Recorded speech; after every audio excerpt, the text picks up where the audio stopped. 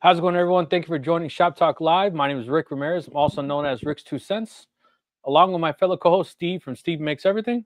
Hi, all. And Roger from Roger Shop. And sometimes known as Random Man, but there I am. The joke comes from different things. I once in a while when somebody's having a problem, I will go live with them online here, and they're like, "How come you have all this random crap on your desk?" So one of my viewers actually made that and sent it and called me Random Man. So, well, doesn't everybody have random things on their desk? 8mm precision rod, stepper motor, remote for my heat pump. I have a board here. Have you started doing any CNC work yet, Rick? No, I got the screws, so I screwed it together, and then there's no real way to manage the cables, right? And I was scared to do the flattening with the way that everything was kind of like just draping. So I ordered this kit. I'll actually show you guys. I should get it, I think 2 days. It's already been shipped. You mean the cables on the Z-axis, right? Yeah. Yeah. You can get, the clear plastic wrap stuff, the spiral wrap. You can put some of that on there. I just ordered the kit. Was on Etsy for $100. It like routes all the cables. It clips really nice. Like it was, it was nice, super nice. So I'm like, you know what? Before I try to rig something and it just looks horrible, or I get upset because I rip a cord or bend something, then I'm waiting for the people who love us in Canada, to send us something. I just want to intentionally damage something. Canada loves you guys. Yeah. We don't hold a grudge from anybody. So, yeah, this is why I put the bigger. No, I get it. Yeah, 100%, 100%. Yeah. Like it's so required. like the drag chain I have, I think is 1.25 inches wide. So it's this big flat thing, and I have 2 water tubes running in it, plus all the wires. I just don't get why it doesn't come that way. Like that's a no-brainer. It is weird. It is because they know, especially they sell a liquid-cooled spindle. You think they would realize this, right? Right. Like what? So yeah. Anyway, what I wanted to show you is the ultimate project when you know you're good when you can do this kind of thing. Cool. So like I said, this was like rubber mallet to get this together. A little bit of glue in there was enough. Can I see the side? What's that? The side profile. Turn it. Like this side or this side? That looks that other side. The other side. That looks good. So you can see the joint on the side. It's a tight. Oh fit. yes. Yeah. Oh yeah. That looks good. It's like there is no air gap here. That good. I was just playing around one day. I had 2 scraps, a piece of cherry and a piece of walnut. This is actually, I pulled this out of my kitchen, so there's probably scratches and stuff on here, but it's just become a little portable cutting board. No, I like it. It looks good. Because the big cutting board I have in my kitchen is 28 inches long and 16 inches wide or something. Like it's a big piece of wood. So do you have the remote control, like the Xbox controller remote? I got the one from Masso. Okay, so I did the same thing. Where it's an actual corded one? Yeah. Okay, yeah. Because pushing buttons on the screen to try and get anything precise is crazy. So, I just got that out instead. Yeah, I was playing with it, and I was like, screw this, man. So I actually ordered the controller, and then I ordered a 4-button that goes on the side. So I could hit back, home, reverse, and it just automatically just goes there.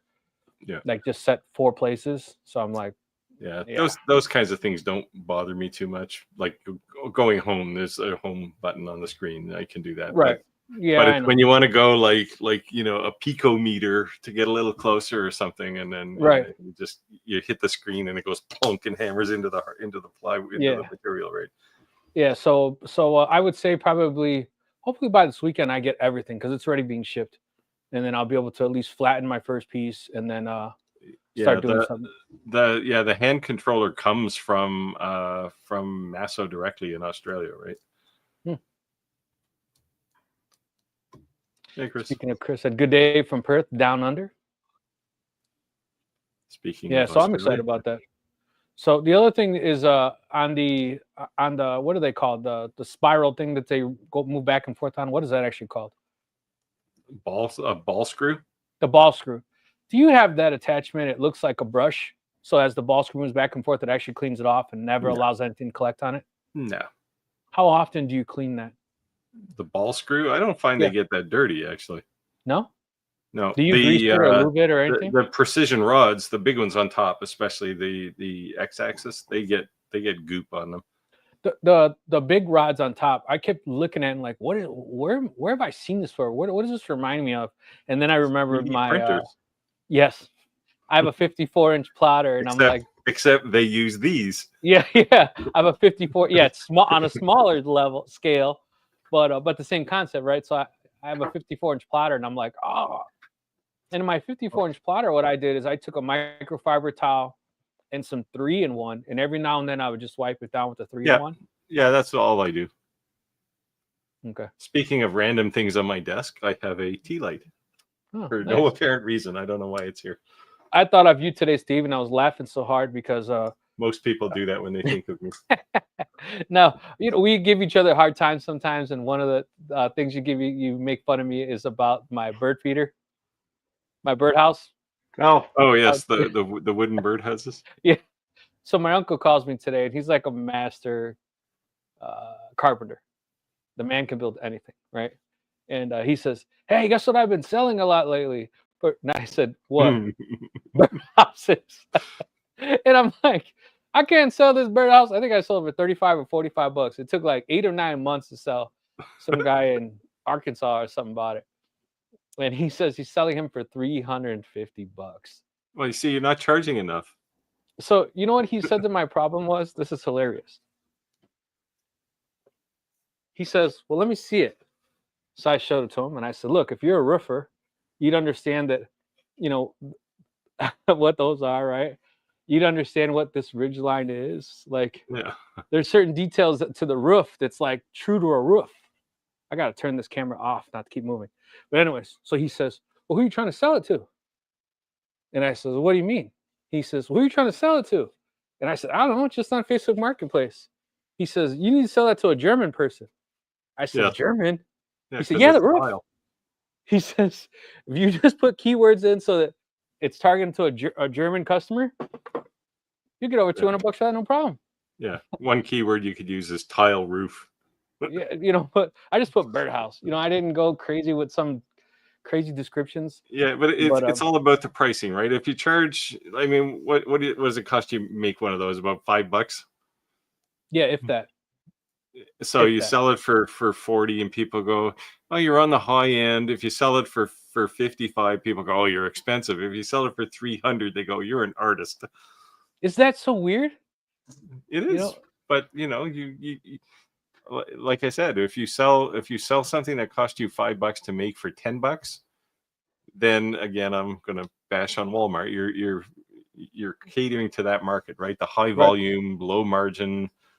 And if you sell it for $300, then somebody's going to say, somebody who has lots of money will say, I'm going to put this birdhouse in my yard, and I know no one else is going to have one of these. Yeah, and he says he's selling them. He's like, that's no problem.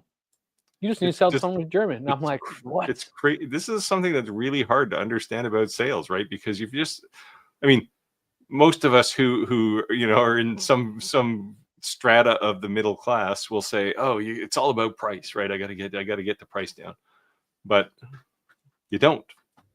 I mean, it has to look good, and it has to be built well for you to charge high dollar.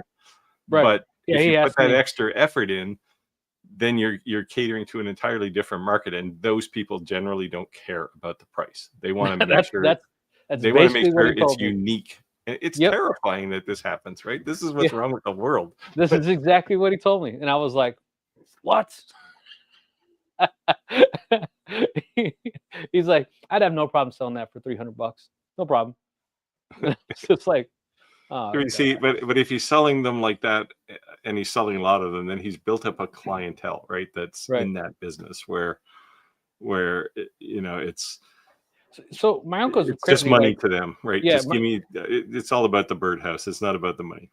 So he says that what he does, he goes to Michael's, he walks around, and he says whatever they sell, I can make it way better. And then he leaves and he makes something. And Yep. so Yeah, and I've done that. you know, I've done that. Right. And Yeah. and you know, and you know, and I actually embedded this in one of my videos, and people will say, well, I can buy that at Michael's for $5, and your immediate response is, well, you better get there quick, they close at 6, right? yeah, yeah, Like it's business sucks, man. Like it's yeah. just you gotta be a bit satanic to make tons of money in business, and it's like you feel dirty at the end of the day. Yeah, so I said, okay, maybe I'll give it another shot. I'll post it online because I do have that one left.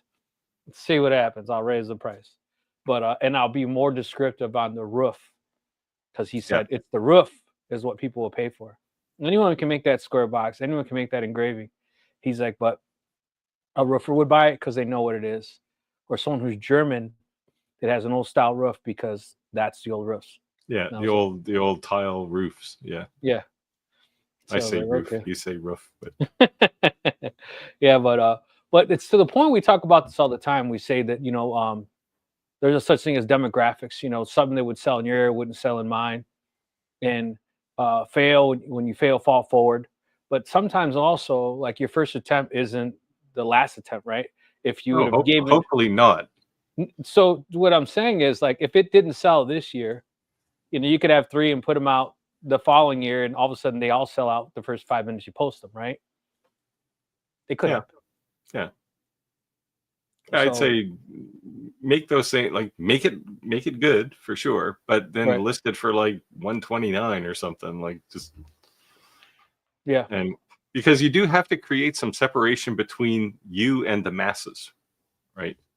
And it's just like I'll go back to coasters because I was just talking to Jim Hamilton. He's on the call here probably. We're talking about coasters, and if you want to sell $2 coasters, there's a billion people selling them. If you want to sell a $50 coaster, then there's a lot fewer people. Now you're going to sell fewer of them, right? But you'll sell them to a very different customer than you would for the $2 coasters. Yeah, so there's definitely some lessons learned to be from this. So if you guys are listening, I always say learn from others' struggles, learn from others' trials and tribulations, so to speak. There's definitely definitely a business lesson, and there's a lot wrapped in that. If you have a little business or a side hustle and you're a maker, you have to learn how to make things, but one of the things you have to learn how to make is money, right? And it doesn't work the way you think it works. Yeah. And the fact, like you said, if I put it for $35, I could probably sell 1 a year. If I put it for $250, I might sell 4. How does that even make sense? But it's true.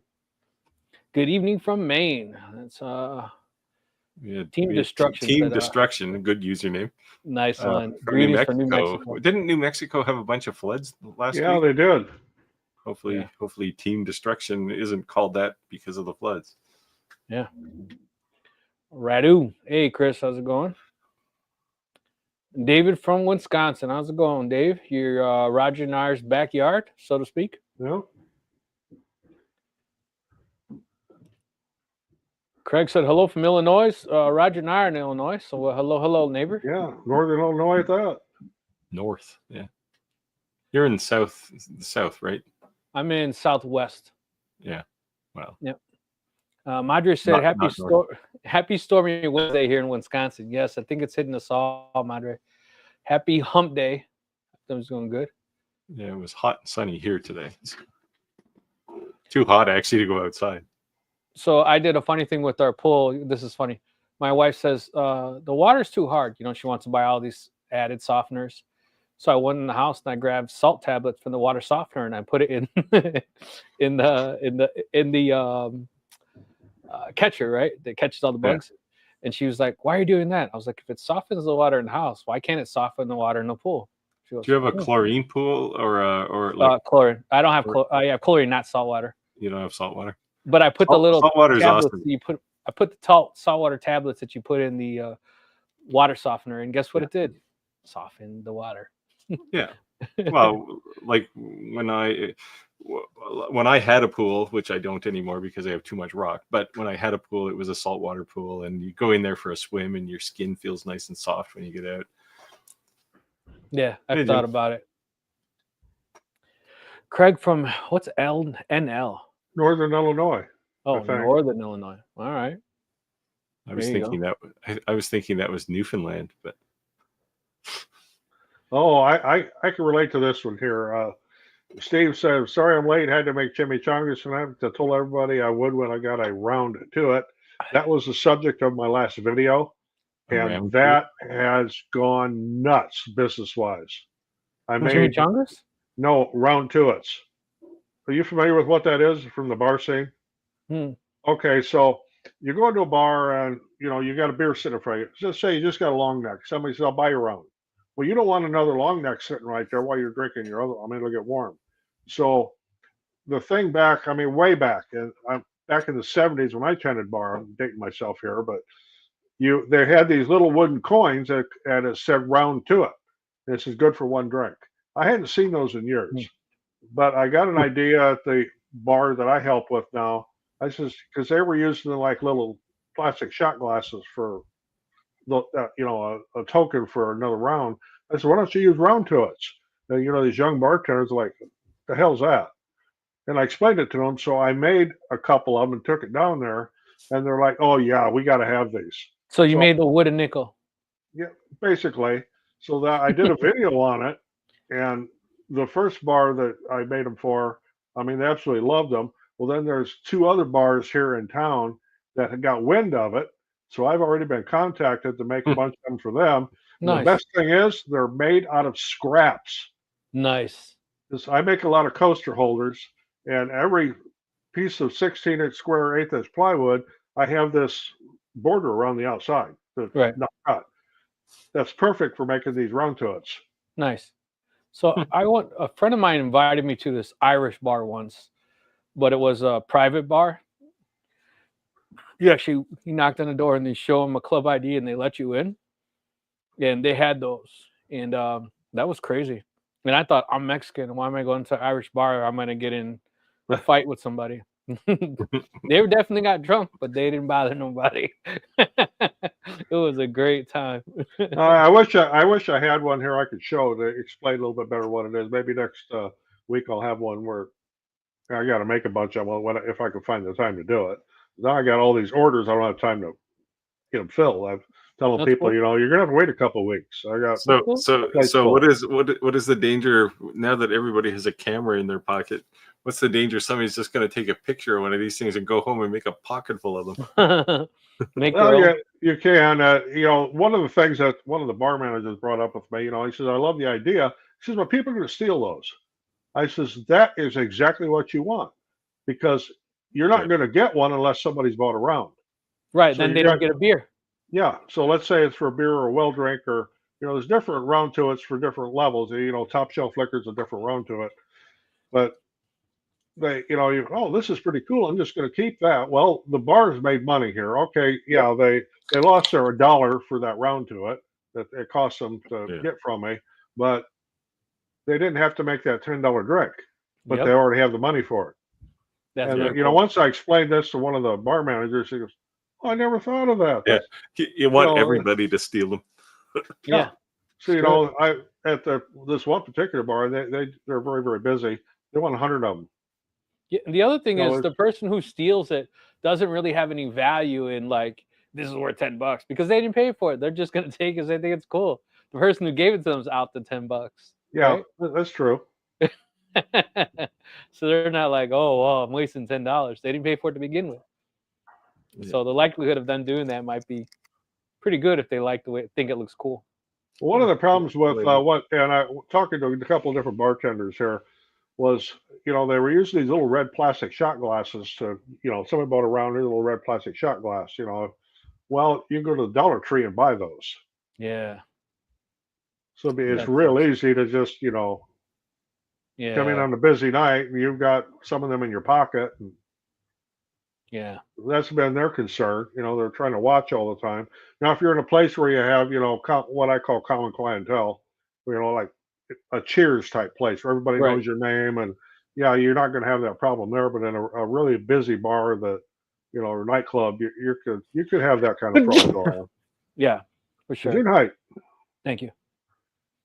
Alan said, hello from Rocky Face, Georgia. My CNC from China is at port in California on Sunday. Sweet. Are you guys paying duties on these things now?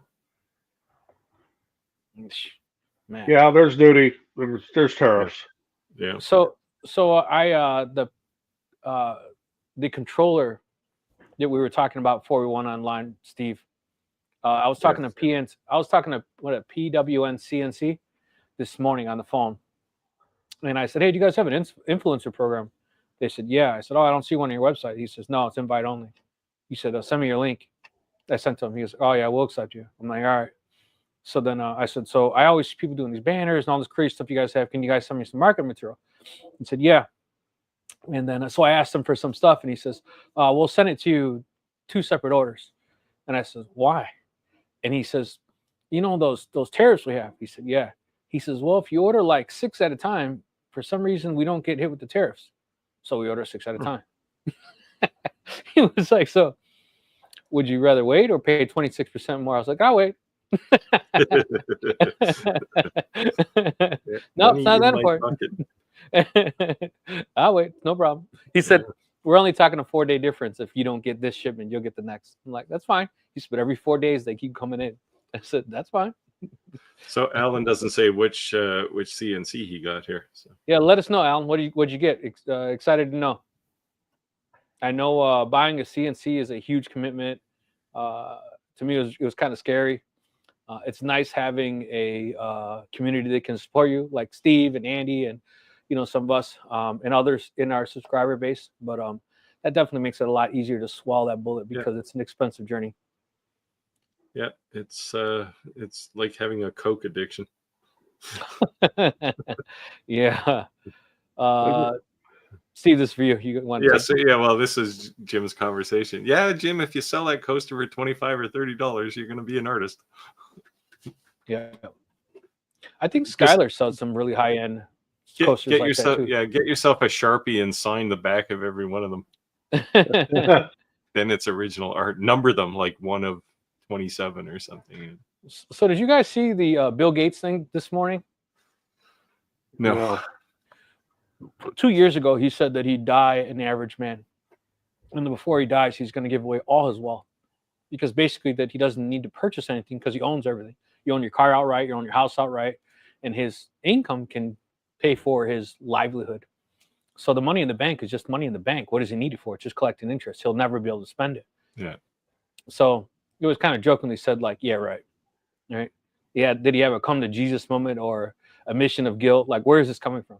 But at any rate, I think it's 2 or 3 days ago, he gave 31% of his money away. And all his money I'm going to have to get down to my mailbox and see if I got a check. He sent it to Africa. And some people had a heartburn about that because they were saying, why isn't he spending in the United States? But at the end of the day, he sent to Africa for like medical stuff for hospitals, for education, and things like that. Like, it is still a third world country. So, yeah, well, he has spent a lot of his wealth on medical research and things, right? So, yeah.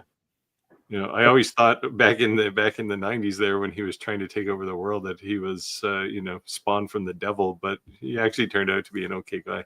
Yeah, it's kind of crazy when I read an article today that he posted, and it was about how AI is going to change the world, right? And that what professions are not going to be affected by AI and what professions are going to be eliminated. And it was kind of scary to think like, wow, like stonemasons aren't going to be affected by AI. Like, well, what can it not do? Like, it's going to be insane. Yeah, and it's not all going to be good either. That's for sure. Look, China opened their first factory that doesn't even have lights because it's 100% AI ran with robots. It doesn't need lights. Yeah. So IBM had one of those back in, I don't know, probably the early 90s, the dark factory, which was where they were building all of their small PCs, the PS2s. and no lights on, no anything. It was just, Yeah. And they figured they saved, because everything was put together with robots, they certainly saved the labor, but they figured they saved like millions of dollars a year not having to turn lights on. Right, because the factory probably never turns lights off. Right, it's on 24 hours a day, 7 days a week. Yeah. Chris said, target your clients. You can up the price you charge. Yeah, I mean, to the effect what Steve said, you almost have to feel evil at some point, because I was trying to be what I thought was being fair. Like if something cost me $5 and I'm charging $45, I thought, hey, that's pretty good. But the fact that if I charge 125 or 300, that I would sell more, is kind of like, whew, you know. Yeah, it is disturbing actually how that works. David said, what size entry hole do you have on that birdhouse? I went to Google, and I said, what is the recommended size hole, and what is the recommended size shape, and what is the recommended size birdhouse? And they give you like this size it's a weird shape actually. I forget what this is called. That was in elementary school, remember? But at any rate, Pentagon. Supposedly that allows more birds to want to enter. Yeah, that's a pentagon. Yeah, versus a circle or a hole, because I guess they can fit in easier, or different size birds. I don't know if there's any truth in that. I'm not a bird watcher by any means, or have any great knowledge on birds, but I just went to Google, and that's what it said, and so that's how I based off my dimensions off of. I don't think I've ever seen a birdhouse with a pentagon shaped hole before. Maybe that's why you can't sell them. They're weird. I don't know. I'm telling you. You don't want to buy a birdhouse with a 5-sided hole, and your neighbors start to judge you, right? Think you're satanic. Howdy from STL. Chris said, I often think about printing flyers of a map of cheap stores like Walmart, to hand out certain customer types. I can kind of get where he's coming from there, because you've got them people that, especially when you're trying to sell something on eBay. Well, you want $100 for this, so you take 10. What? This is not a yard sale. Yeah. We get that quite a bit. Yeah. Mostly from eBay. Yeah, well, and that's the craft market style too, right? Where I had a flower bed box. People think it's a yard sale, and it's like, this is my livelihood here. I'm selling, $10 keychains or whatever they are. I had a flower bed box for sale with a lattice going up the back for sale in front of my house, and the guy stopped, and he was like, "Would you take $10?" And I says, "For $10, I'll throw it in the fire pit and let you watch it burn." I said, "Those 4x4 legs are cedar. Do you have any idea what a 4x4 cedar costs?" I was like, "No, it's 100% made out of cedar. No, I won't take $10 for it." I'd say, yeah, I'll take your $10 and I'll get the hell out of my yard. You know what I mean? Like, what? I couldn't believe it. That was like, wow. Oh yeah, 100% made out of cedar. Yeah, Tim said, "Damn, it's hot." Yeah, it was definitely hot here today. See that you're up. Sending me a message. You got any extra X-Tool apparel printer moisturizer? Ran out. Wow, you ran out already? I don't actually have an X-Tool apparel printer, so no. You're gonna have to just knuckle under and call up X-Tool. So one thing I would definitely recommend when you're using DTF printer is they sell these on Amazon, these gauges that keeps an eye on the temperature and the humidity level in the room, and you want that room to be at least 50%. Now be careful though, because once you go over 50% in a room, you create a risk of creating black mold. So there's a happy medium. Don't go. So a lot of times people do is they'll kind of keep it close to the printer, so they don't have to really get the whole room up.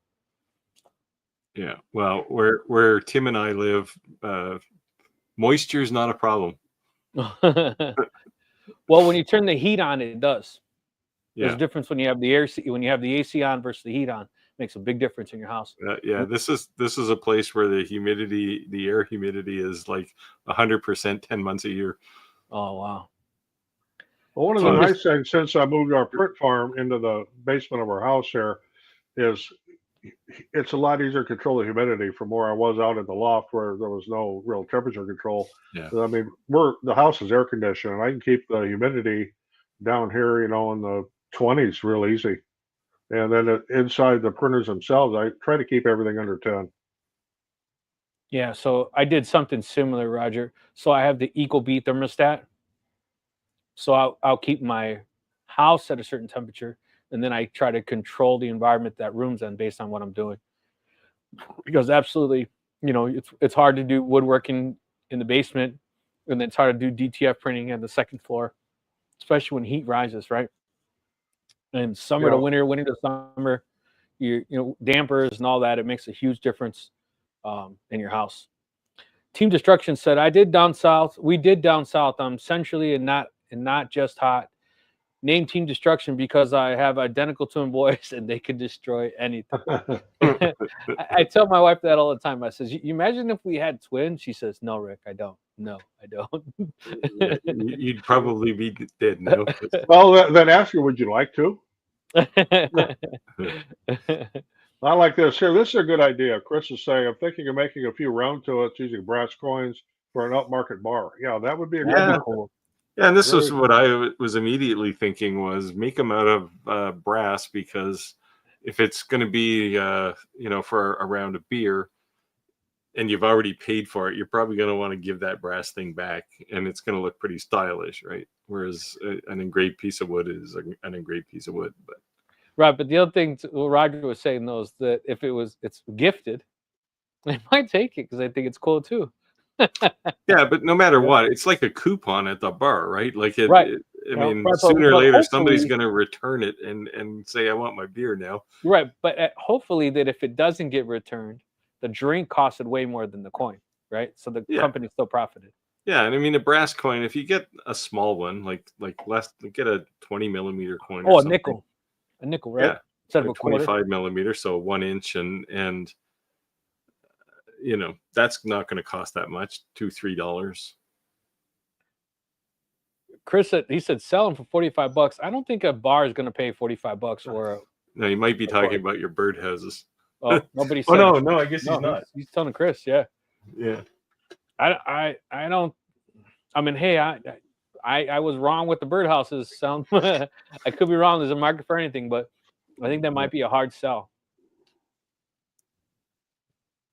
Alan said ship DTP where the seller prepaid duties. DDP? What's that? Prepaid duties. Yeah, oh. I did see that Infinity did say no matter what the tariffs become, they'll absorb the cost. They're not supposedly going to raise their prices. We'll see how that ends up panning out. It's supposed to go to 35%. So we'll see how that pans out but it's actually, so what's happening is companies that use a lot of things like aluminum are actually repositioning major component assembly in Canada because they don't have to pay any tariff on aluminum here, and it's cheaper doing that and sending it back across the U.S. border and paying 25% instead of 50%. So it's economics is just escapes most politicians. So it was weird to me. I didn't realize that Monport's U.S. base, or at least one of the locations at any point, is about far west as you can go and about far as north as you can go till you're almost in Canada, like right on the border. And I thought maybe there was some reason they chose that location because, most of the time when you're shipping, you'd want to be Chicago, New York, California because of ports. So I thought there had to be some kind of advantage why they would choose that location. There's got to be a port there too. It's probably Portland or something, isn't it? Like, I don't know. Where is it on the coast? Oh yeah, West Coast, like northwest, like right on the border. Yeah. Trying to think what's there on the U.S. side of the border. Chris said, what that would get you a cheap drink at this bar? Oh, so I think what he was saying is make it a $45 coin. Because how Roger was saying, you have different tier coins. Yeah, Yeah. we A have $5 coin, one $10. for actually. There's quite a few different tiers. It depends on the bar I'm doing these for. Some have one for just say for a beer, or another one says or draft beer or canned beer, bottle beer, and then the next one will be a well drink as using bar liquor. Then you have second shelf, and you have top shelf. That's cool. So Alan's CNC is the ultimate B. I remember. I think he was here last week and he mentioned it. It's a 20 by 30 inch. That's a good size. Yeah. Especially if it's your first CNC. I mean, it's big enough that you're not going to run out of space right away, and small enough that you can still afford the thing if you're buying your first one. Mr. Gates, send me 30K. I'll build a shop. Yeah, it's crazy. I'm not even sure you can build a shop anymore for 30,000. No. You know what's crazy is that Just don't put a saw stop in it. I've seen and I'm like really thinking on accepting it. I've seen these like pop-up garages that are all aluminum. Like it's like a 4.5 car garage for like 12,000. You're like, how? It's just a shell, right? So yeah, like there's no walls, there's no plumbing, there's no anything else other than right. But that's built. Yeah. Yeah, but that doesn't include your foundation or your slab or the electrical or the plumbing or right, insulation just or anything else. Just the building. But that's still guys to come out, bring it, assemble it. Like, I'm like, man, like. Yeah, and they'll put them up in a day, right? Like they're just crazy fast. But then you still have to put insulation in it and. Right. It's just. I mean, you live in a roof. You live in in Illinois. You still get winter, whether you believe it or not. Yes. Yeah. So no, I just thought it was crazy because a lot of people are talking about starting, like myself, starting in your basement and then growing out of your basement to if you have what I've been looking at is Amazon sells tiny homes. Really? And I mean, the things are completely assembled, right? They bring them, they put them together, and those things are like, I don't know, here they're like 15,000, so they got to be cheap. And it's done at that point, right? You could literally live in the thing, and turn that into to a pretty stylish storefront for a maker business. I just said Daniel Morin is the owner from PWN. He has a good product. So they got. Haven't tried it yet, but I turned it on and I was surprised. It was like no sound. Obviously, when it hits wood, it's gonna be a whole different story. But I was like, yeah. Oh no, they're quiet when they're just spinning on their own. It was like, whoa. I mean, I go turn my DeWalt router on. That thing is so loud. It is loud. Yeah, it's the difference. It's the difference between a crappy motor and a. All I heard was a real low hum of bearings. Like it sounded like we, like. And the second you touch a piece of wood at 20,000 RPM, get yourself some noise canceling headphones. Actually, it's funny you said that. So a company sent Ricky and I matching noise canceling headphones that actually you turn them on electronically and it cancels out more noise. And then it also has Bluetooth, so if you want to listen to music. So once we get this thing fired up, we're going to give them a try. I opened one just so I can charge it, but it has that noise canceling on. I just use my AirPods. They work fine. Yeah. That's cool. I just definitely wanted to make sure I use ear protection for Ricky. I've been a knucklehead plenty of times, and the Roger would probably agree with me. In the trades, we're just like, ear protection wasn't always one of those things. We got enough PPE on us as it is. It's like, way back when they didn't even have earplugs, we would take Scotch locks and stick them in our ears if it was too noisy. Yeah, no, I've got a big set of muffs and my noise canceling earbuds. When I bought my planer, I said I need ear protection, Like, Yes. I could not believe how loud that was. That thing Yeah. is loud. I don't know how people use that in their house. I have it in my garage. It will not come in my house. It's too loud. I don't want it in my house. Yeah. Well, wait loud. till your wife hears the CNC grinding through a piece of wood. You know what? It'd be I was thinking Ricky, get out of the house with that thing. You know what I was thinking about doing is I forget what that board's called. With a bunch of holes in it, people use to hang tools and stuff. Pegboard. Pegboard? Yeah, pegboard.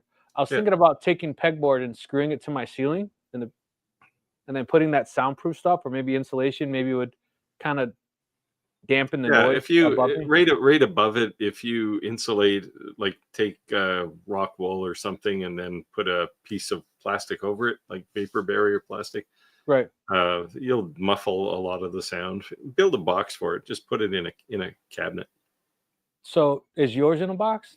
No, but I would like it, even though mine is not attached to my house. My workshop is across my driveway. But if I'm in there trying to do anything and the CNC's running, it's just wicked, right? So you can't talk. Like if I'm there with somebody else and I'm trying to talk to them, it's like, what? It's like for those old enough to remember Get Smart, the cone of silence, where it was anything but useful. That's what happens. You can't hear anything.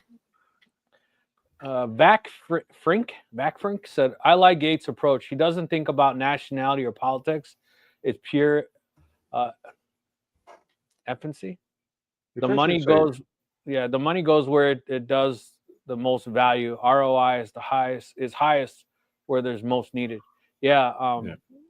He did get backlash because didn't go to the United States, and his company's a US based country, but at the end of the day, like I said, United States, Canada, Mexico, if you got hurt, you can walk in a hospital. And in Africa, that may not always be the case. Yeah, and we're digging out. There's a lot of old people on the call because Vacfink is a for those who remember Batfink. It's an old cartoon from I don't know when, probably the 60s or early 70s. Dave Pinko said, I think you selected the whole. I think you selected the hole based on the breed of bird. A big hole allows predators to invade the nest.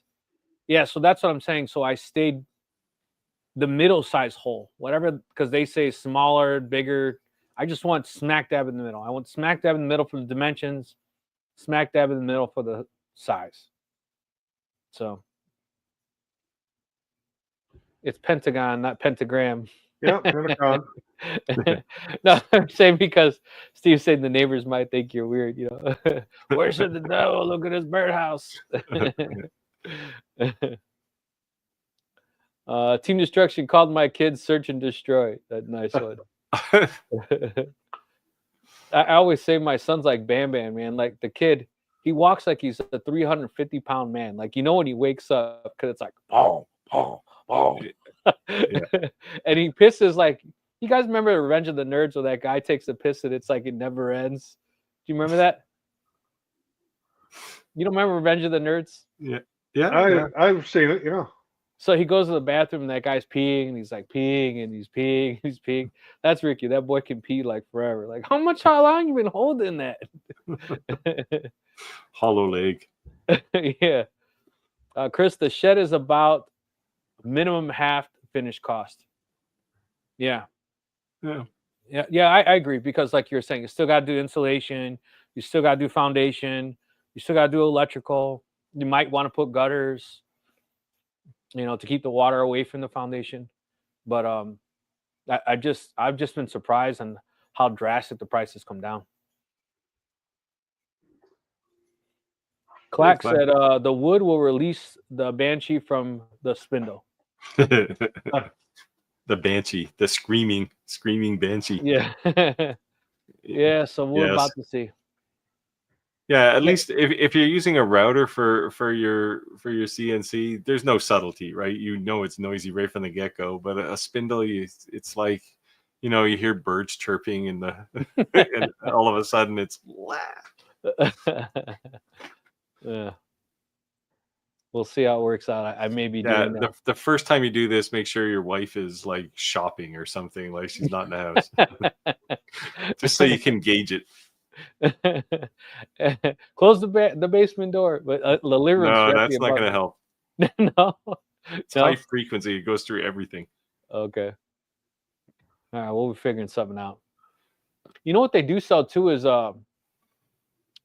those blankets. Yeah. Yeah, they're basically like moving blankets or fire blankets. Yeah. They absorb so a I lot have of like sound. yeah, so I basically bought shower curtains and the I-beam that goes across my support in my basement.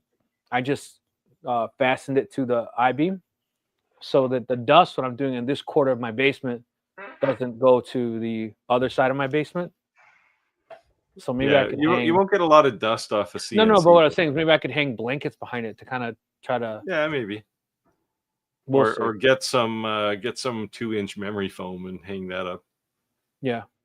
So Madra brings up a good point here, but you'll also need dust collection and air filtration. Once you turn on the dust collection, it's harder to hear the CNC. Yeah, the dust collector. I got the big Harbor Freight. Yeah. And then it looks like it's the same size as the one I have. Yeah, and then I got the Wen air filtration system. So we'll see how it. I've been seeing you can download noise decibel apps on your phone. Yeah, I might do some kind of side-by-side comparison, compared to other tools inside of your shop. Chris said, use earplugs. My tetanus sucked big time. I never thought I would have worked in loud environments. Tinnitus is a killer. Ringing, right? Yeah. Yep. This is what happens when you don't wear ear protection for years on end. Yeah. Or if you've been to too many rock concerts. Yes. Guess how I know that. Chris said, not all the money gates, just not all the money gates made or originated in the US. I agree. And I wasn't saying that. I was just saying what I was reading, the backlashes on Facebook, because he's a US based company. They were saying he should have spent his money in the US. Those are the America comments. But it's his money. He can do what he wants with it, right? The fact he's even giving it away is crazy. Yeah, Warren Buffett said the same thing. He was going to give all his money away. Now, Marge said, it screams if you're not running it hard. Make sure you have material clamped down. So I'm going to do the 2-inch dog holes. 2-inch? Or whatever it is. 2-inch separation, you mean? Yes. Yeah. Yes. Whatever the I don't even know what size that PVC is. What size is that? Inch and a quarter? It'll vary. You'll have to measure it. Just get like you can use whatever half inch. You can use half or 3/4 inch PEX pipe. Yeah, whatever it is at Home Depot or Menards, whatever that is, that's what it's going to be. Yeah, the ID of that stuff is either half or 3/4, so the OD is a little bit bigger. But right, just use that stuff. It's cheap. You don't care if you run over it with the bit. Yeah, and I saw someone on YouTube actually do a video, and they have a template already for the 1 you can download. So I was going to cheat, to be honest, and just use this file and then give them credit for the file. Yeah, they're right there. Yeah. Yeah, the only reason mine was special was because I wanted to be able to carry the pieces in my car, so I couldn't get a 4x8 sheet. And I also wanted to have the hole cut out for the fourth axis in the table. Yeah, so I got to figure out what I'm going to do with that. Don't ask me for the plans for that because there aren't any. That's still in the box, so we'll see. But I've been on make one of these cutting boards first, and then you can maybe tackle the fourth axis. I spent a good part of yesterday afternoon on Etsy looking at STL files, and wow, I went down a rabbit hole. Man. Yeah. So I would say when it comes to lasers, I'm so comfortable in Illustrator and all that kind of stuff. Like, I don't think I would even consider. Like, I'll just make it myself. But and I hope at some point I feel the same way for the CNC. But I thought there's nothing wrong or no shame in just buying a couple files just to get running. Yeah, the next thing you're going to have to learn after CNC stuff, when you want to do spindle work, if you want to do original designs, then you have to get something like Fusion or FreeCAD or something. So that Aspire, doesn't it? You're building 3D objects, right? Doesn't Aspire do the 3D? That was the whole. No, it does 2.5D. Okay. So can you explain the difference? So if you look at, and I don't think I have a piece here, but if you look at a chess piece, let's say you look at a pawn, right? It's got, if you look on the side of it, it's got a particular shape. So with Fusion, you can draw that shape, just a line that's that shape, and then you can rotate it around the axis and you'll get the piece, right? You'll get a So you're creating a profile. Piece. Yeah. Okay. You can't do that kind of thing with Fusion, not as a 3D object. So a lot of the things people use for 3D printers are the same things you use for a fourth axis on a CNC. Okay. A lot of the same tools. So an additional learning curve. Here we go. Here we go. Yeah, you can use Blender. Like you can do anything that'll do 3D, right? As long as you can spit out an STL file, you can load it into Aspire and I like your idea that people were saying that, you know, if you're using a 4x4, I saw a lot of people using 4x4s to do certain projects. You have to kind of get rid of that edge, and you're saying just put on a table saw and cut them off to start with. You know, that I was like, why was that not just like, duh? You know what I mean? Especially well, it saves one toolpath, right?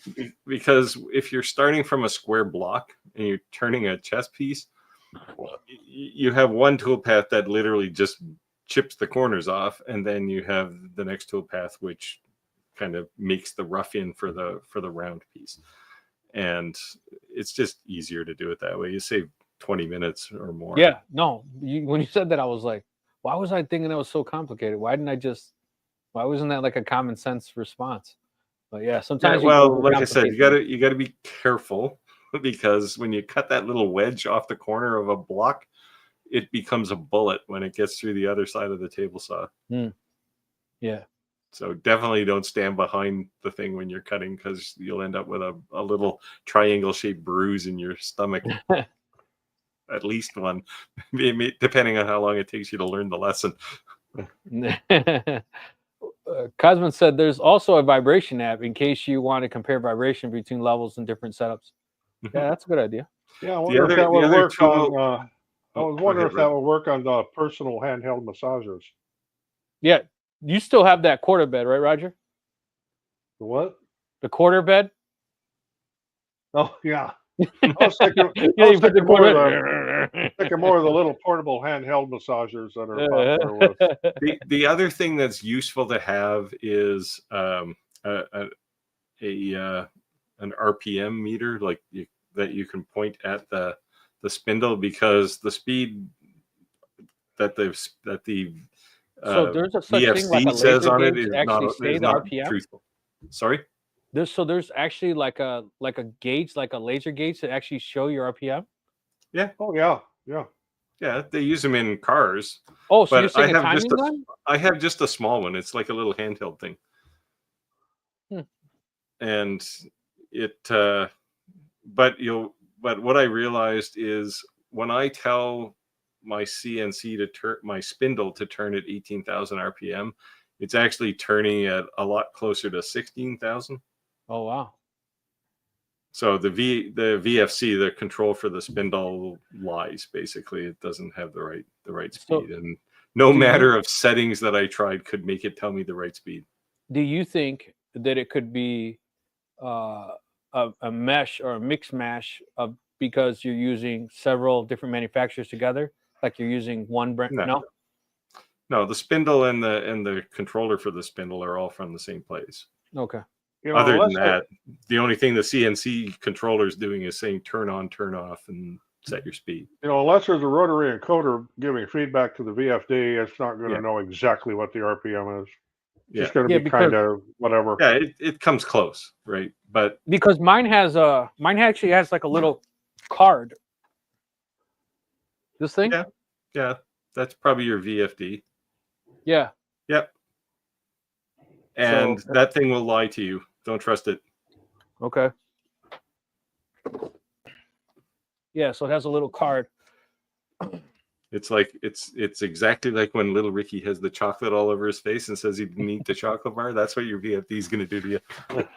You know what I was really it's worse when it's the other way, right? Because if it's turning faster than you think, you can have the bit come apart on you, right? So, one thing I was surprised about PW and CNC, two things.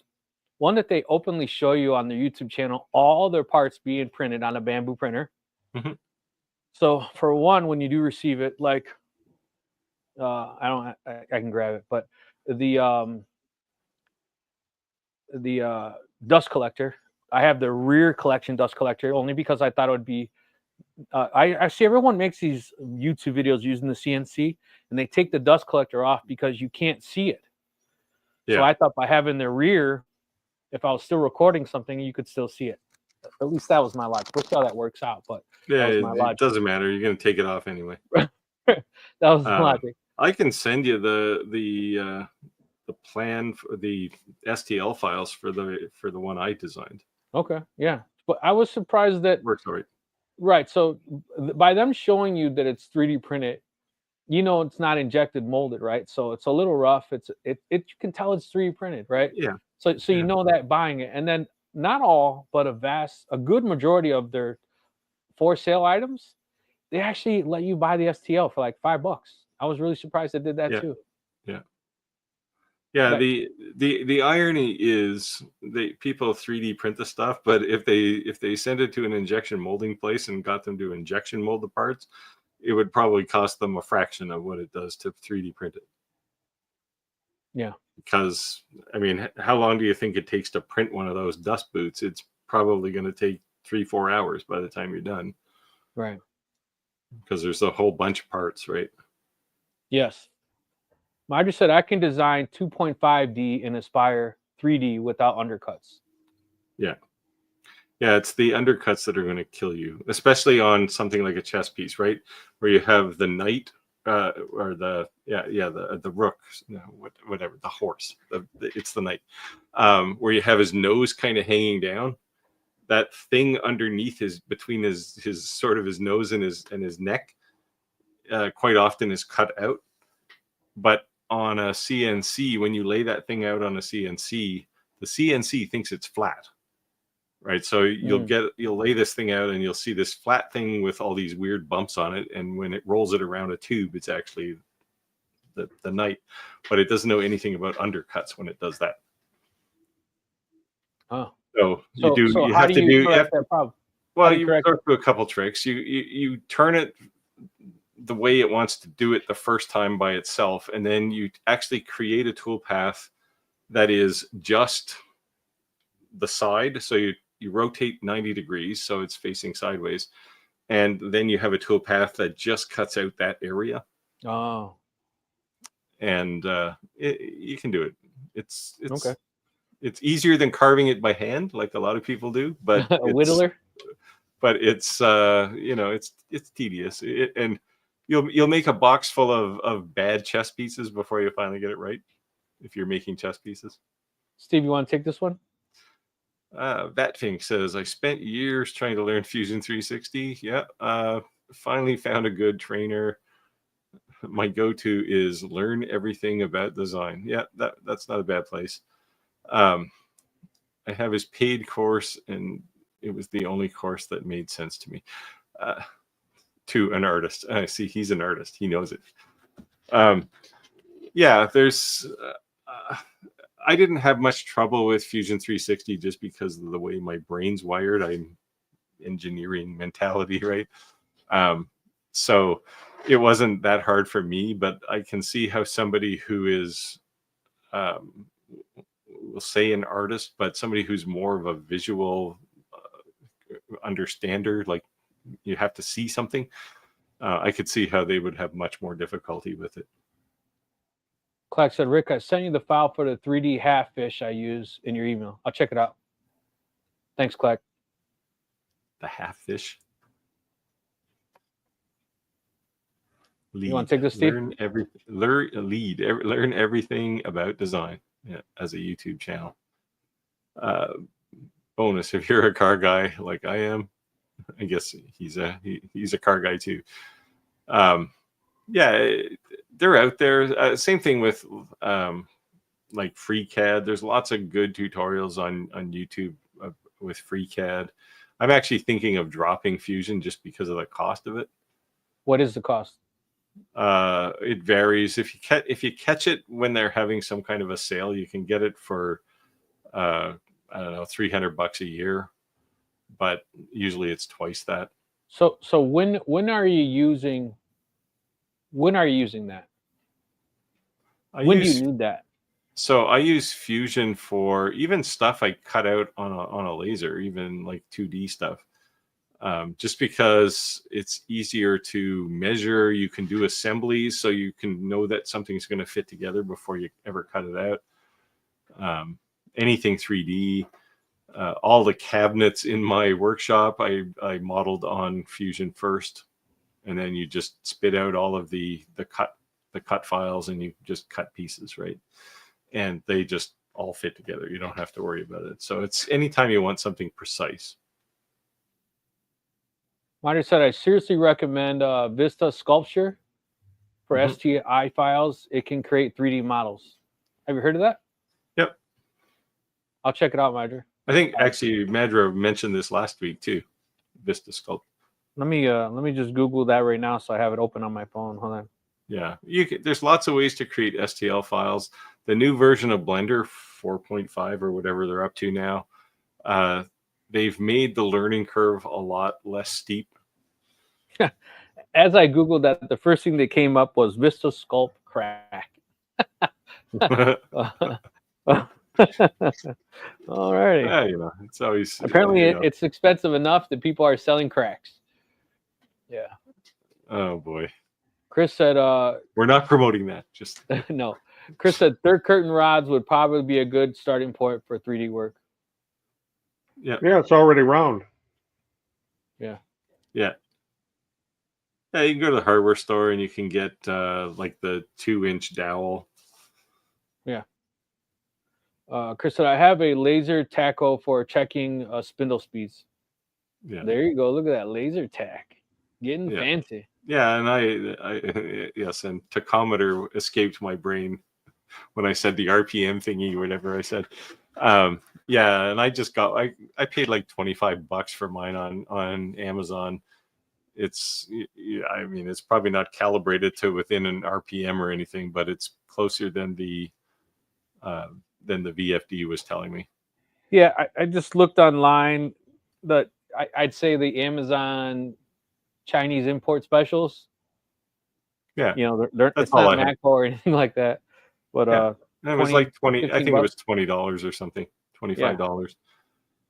Yeah, I'll grab one. Check it out. It's probably $500 once you put tariffs on it, but. Steven said the chimichangas turned out great. I felt I like a good chimichanga. Yeah, I've had my share of those. Cosman said, learn anything about design is neat, but goes way beyond what is capable for a CNC. Yeah, well, and this is the challenge with even tools like, well, I mean, he's probably looking at the Fusion tutorial. Fusion can do a ton of stuff, right? But if you're just using it to cut out laser designs, well, you use about that much of an ocean worth of capability, right? So you have to pick and choose. I actually was going to do at least one video or a video series on just what you need to know about Fusion for a laser person, right? Because it's really limited. You could pick it up in 20 minutes, but you got to get through a whole bunch of scary layers to get there. And yeah, but yeah, I mean, but I use it for all that stuff. Chris said, go ahead. Chris says, Steve, with an engineering mind, you should be able to assemble stuff in your head. I would love to be able to do that, but alas, my brain just is too full of holes at this point.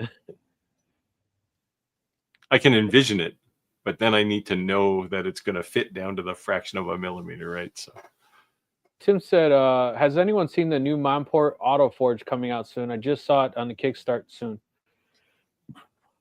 No. I haven't seen that one. Yeah. And Roger, have you seen Roger the and I are new? affiliates. So Have you seen the new Snapmaker U1 3D printer? Well, I haven't seen that one either. Yeah, it's just coming out. I would love to actually see one of those. They claim to have fixed the waste material on a color 3D printer. Oh, they must have multiple extruder then, multiple head extruder. Yeah, probably. But they use a fraction of. They still do. They still have a block in the back, but it's much smaller than say a bamboo. You don't get that, that big dish full of pretzels at the end that you get on a bamboo. Yeah, we call it poop. Yeah, well, yeah. I was trying to be polite, but the Monport AutoForge works as the first all-in-one laser with 4 modules and auto loading. Monport's supposed to send me a new laser on the 20th. I'll ask about this. They didn't mention this at all. It looks kind of wild. Like you can actually do like hat clips, dog tags, and it's actually on a conveyor belt system and just banging them out. Yeah. Look at that. They're just stacking them. Huh. Oh, Yeah, they have a hopper that loads the conveyor, and then they pass the conveyor through the laser. Yeah. It says auto load. That seems like an expensive approach compared to what Xtool did, where they just recognize the shape of something and turn the design on it. You can just throw things on the conveyor any shape, any position you want.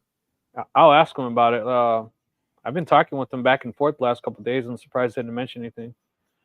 I did actually post in our Facebook group a poll, and I was asking, what type of laser do you have? And the reason I'd asked this question is because Steve obviously has been talking a lot about UV lasers.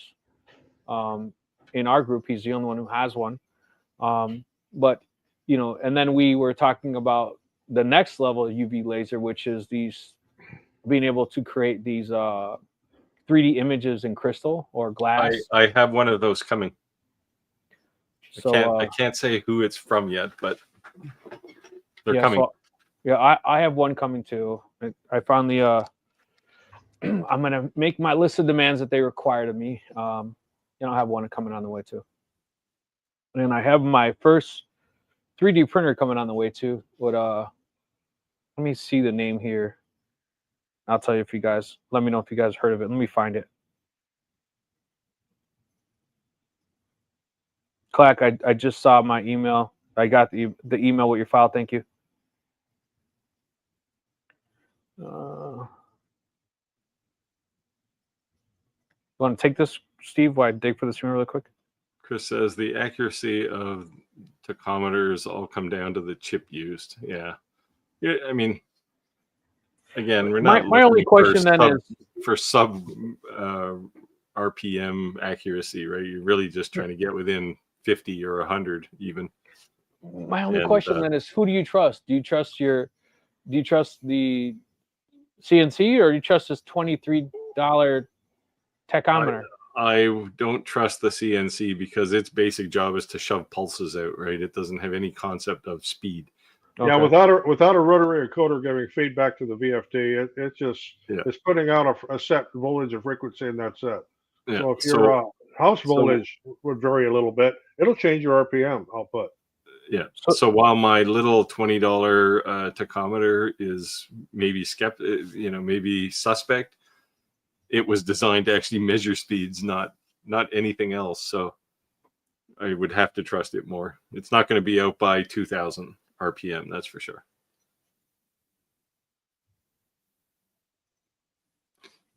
There actually is some of these available because I originally started with a phone app, and you put a piece of tape or something on the collet and measure it. And it was out by 2000, and I thought, oh, well, this is crazy. I'm going to have to go buy a tachometer. It can't be out that much, but it was. Both of those tools agreed that it was out by 2000 RPM.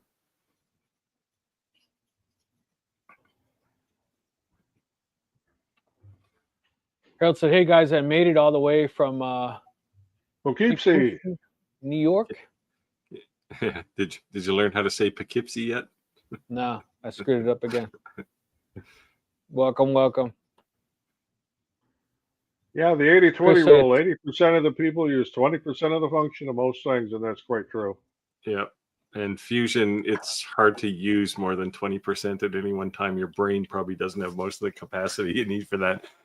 I've done things like because you can do stress analysis and all kinds of things, and I've done that a couple of times, but you basically have to forget all this stuff over here so you make room in your brain for this new thing, and it's hard.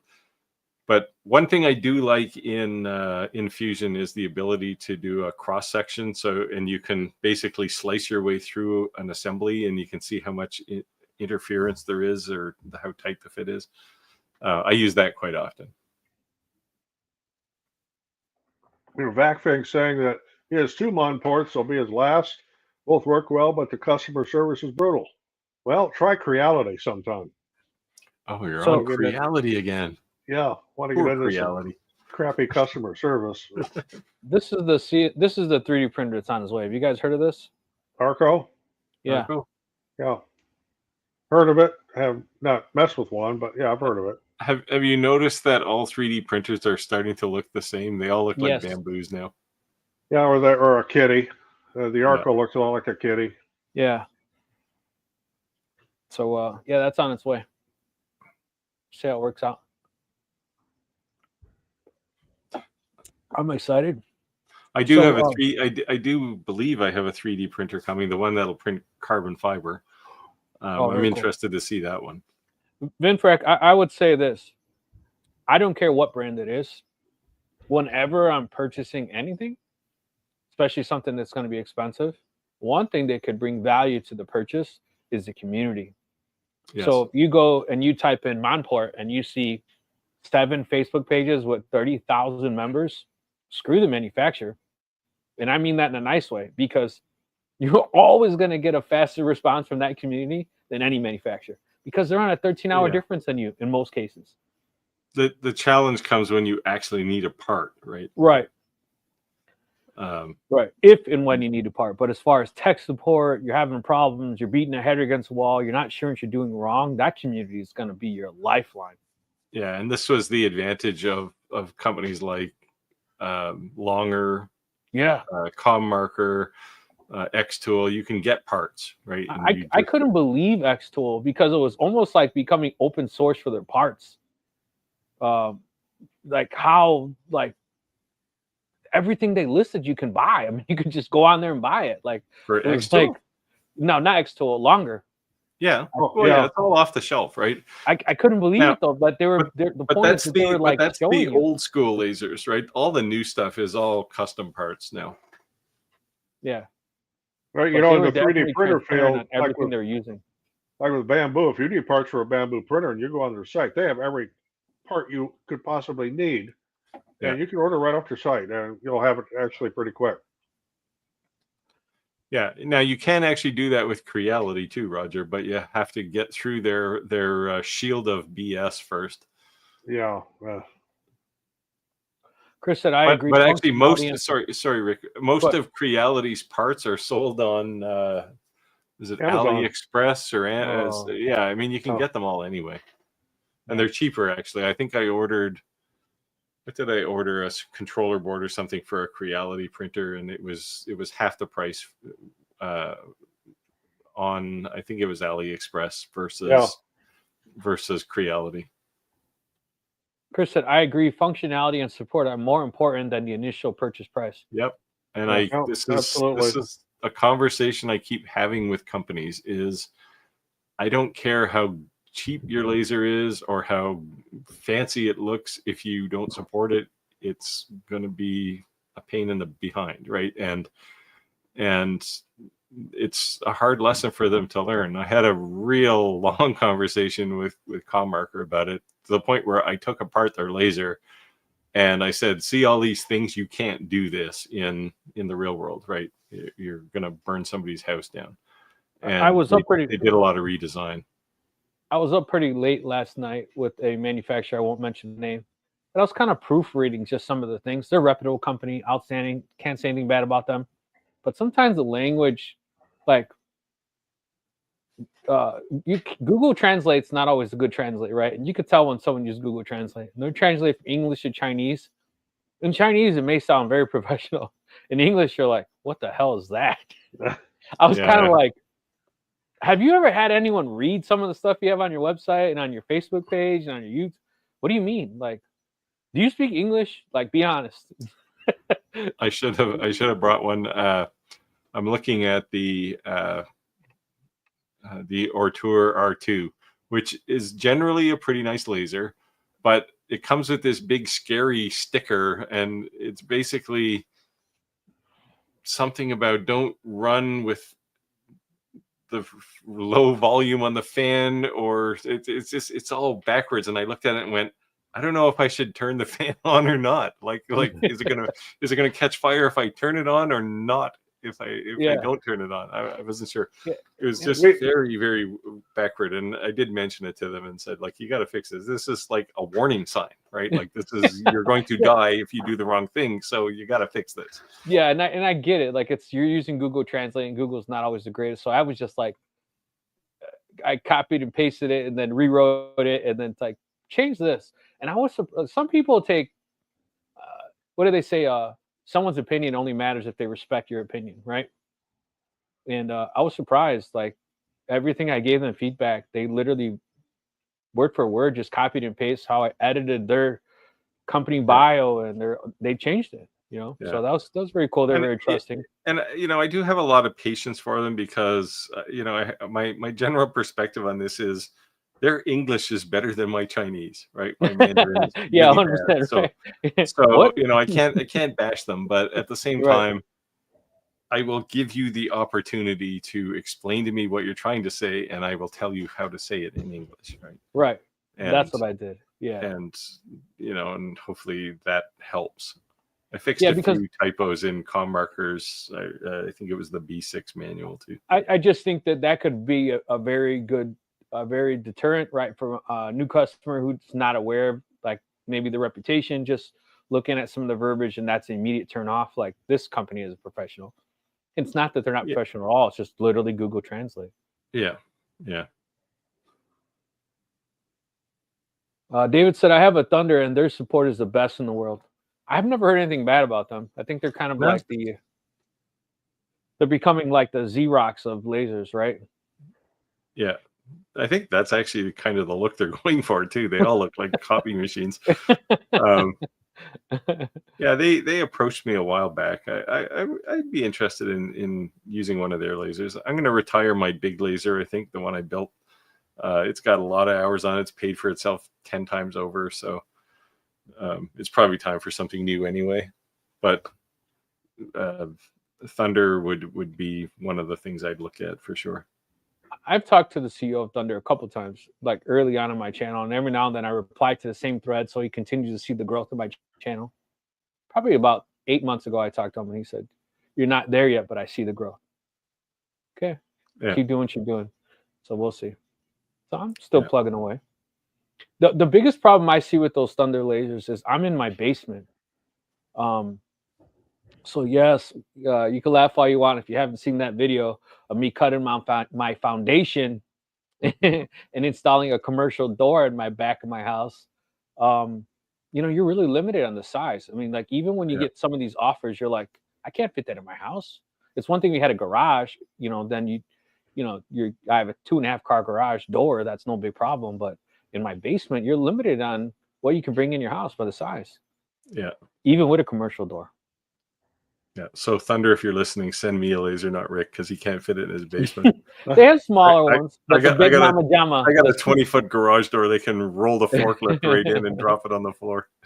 No, the big beast ones, I just couldn't fit it in my door, even if I took the door off the hinges. Yeah, and Monport has asked me about one too, but I don't know. They don't want me to test anything new and cool, right? And I like reviewing things that are actually going to change the industry, not just, oh, here's another open frame laser. So they had a 65-watt CO2, and it's like, I don't need one of those. So it's hard to make time for something like that. But when somebody says, hey, I got a new cold UV laser that'll put 3D images in a cube of glass. Well, hey, let me drop everything I'm doing and go find out what that's all about, right? Because these are things that are actually going to, because I mean, anything that can do 3D engraving into a cube right now is at least a $30,000 to $40,000 machine. Yeah. Right. And now it's being pushed down to, you know, this might $15,000. be a $5,000 or $6,000 machine. Oh, wow. That cheap? And you can put it in your basement, right? I mean, the one I'm looking at that I'm supposed to be getting is about the size of a fiber laser. Like, it is a fiber laser in the end, right? It's a UV. This will be coming my way soon. At 100 watt? Who's that? Is that Cloud Ray? Oh, UV. Oh, yes.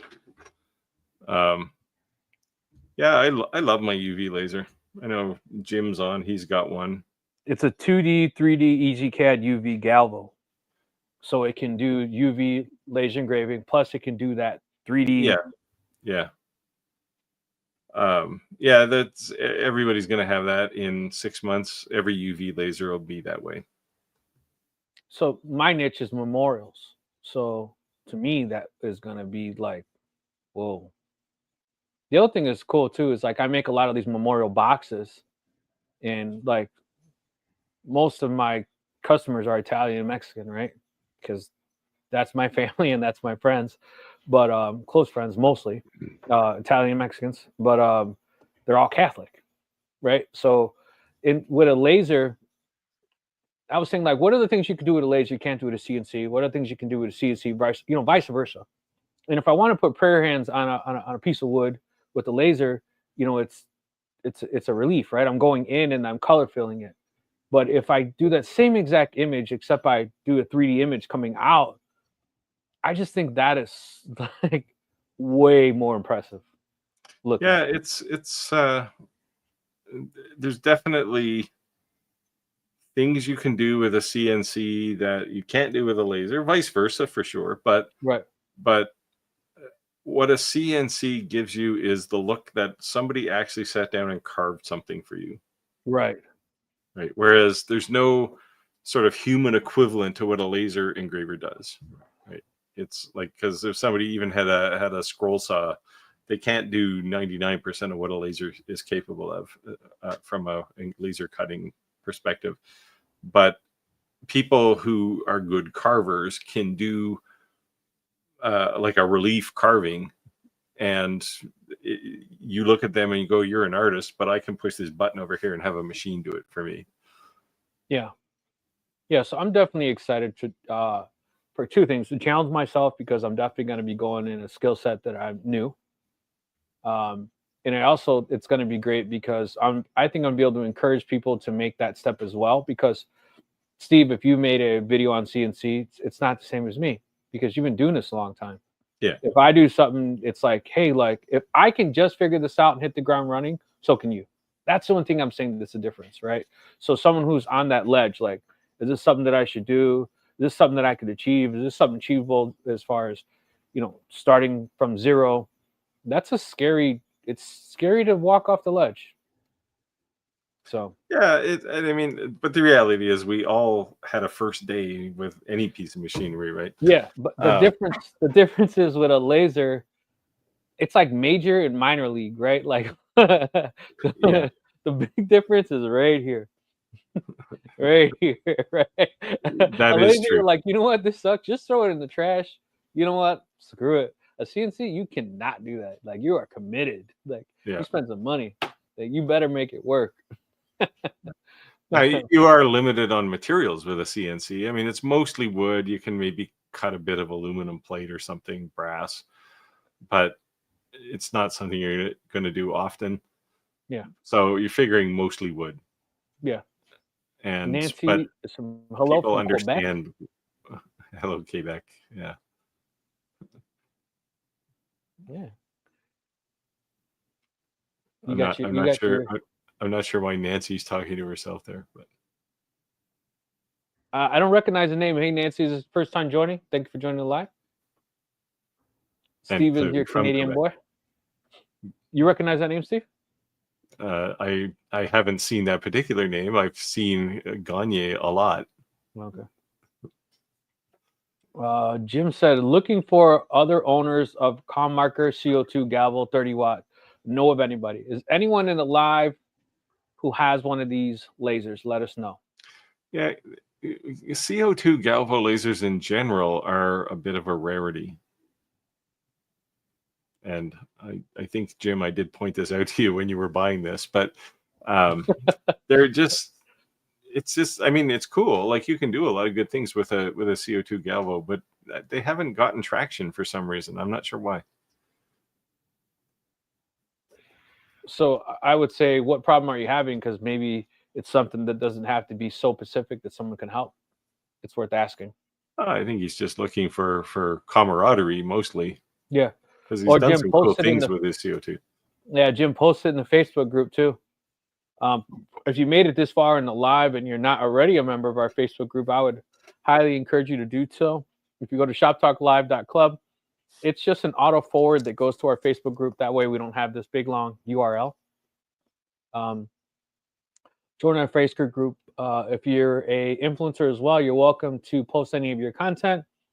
If you sell any content, remember, you are not invading on any of our personal privacies or businesses. This is not our individual pages. This is Shop Talk Live's Facebook page. So you're welcome to post and share anything you'd like.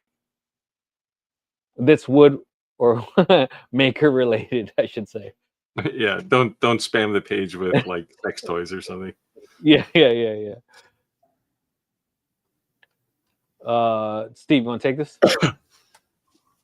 David says he loved my E1 review. Yeah, I got to get back to it. Yeah, a lot of people are in this mode now, waiting to get their E1s.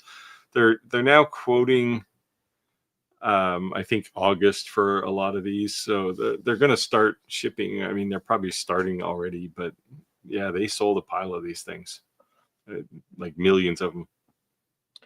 Chris said maybe a case of patents are holding back Galvo CO2s. I think the problem is that there's like 5 or 6 real key players when it comes to lasers, as far as components. Yeah. And then it's all assembly and once in a while proprietary parts, but there's no laser manufacturer that's from scratch, in-house everything. No way. Yeah, like fiber modules, nobody makes the fiber laser, right? It's like, and I posted on the X-Tool F2 Ultra, it uses a JPT module. It's, as far as I can tell, the same module that's in a Commarker B6.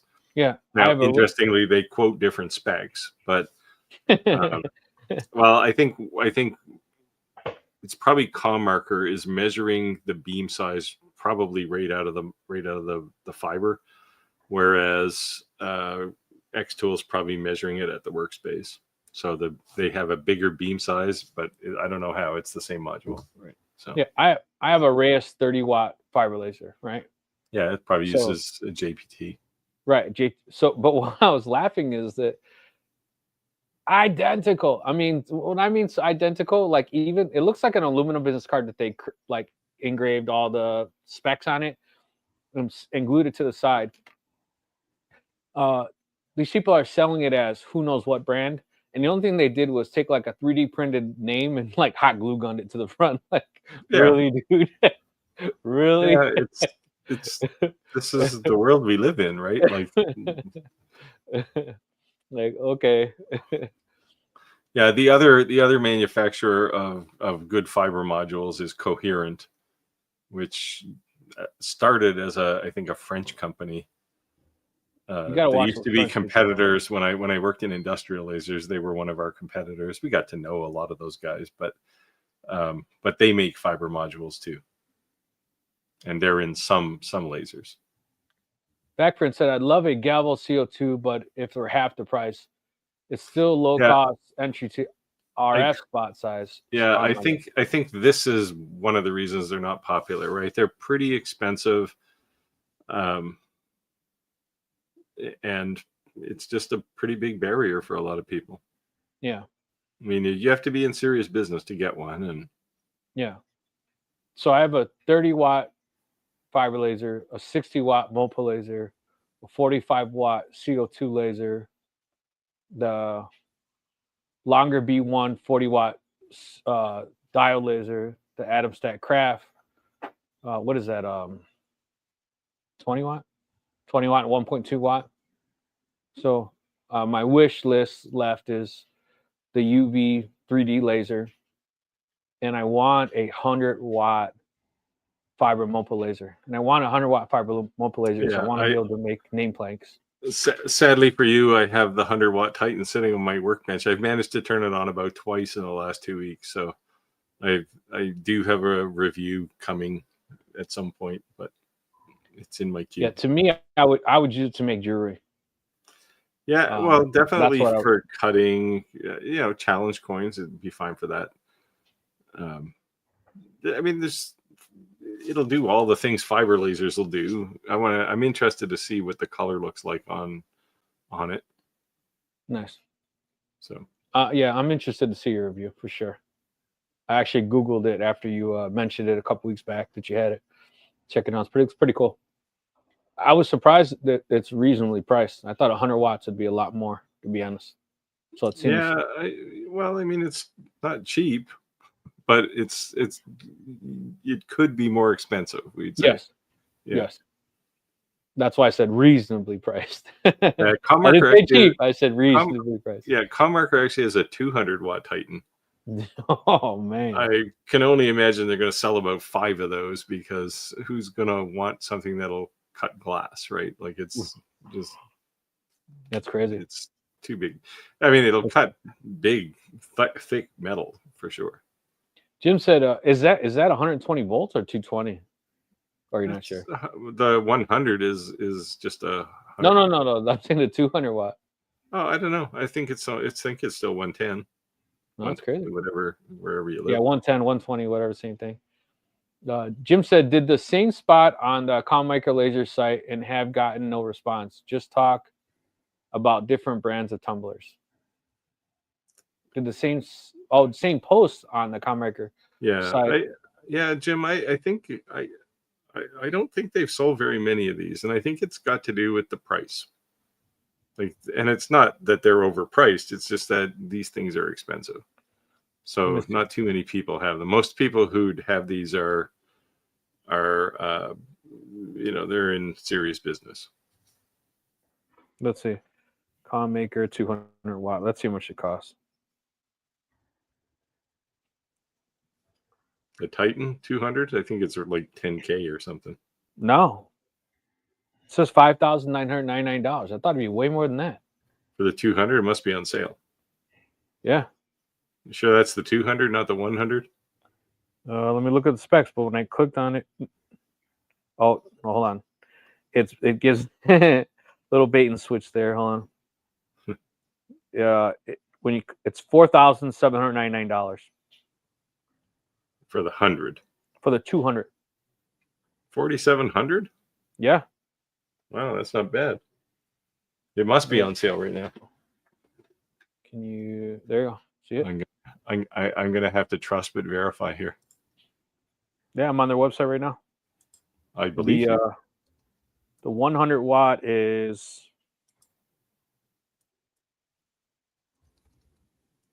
Oh, didn't change the price.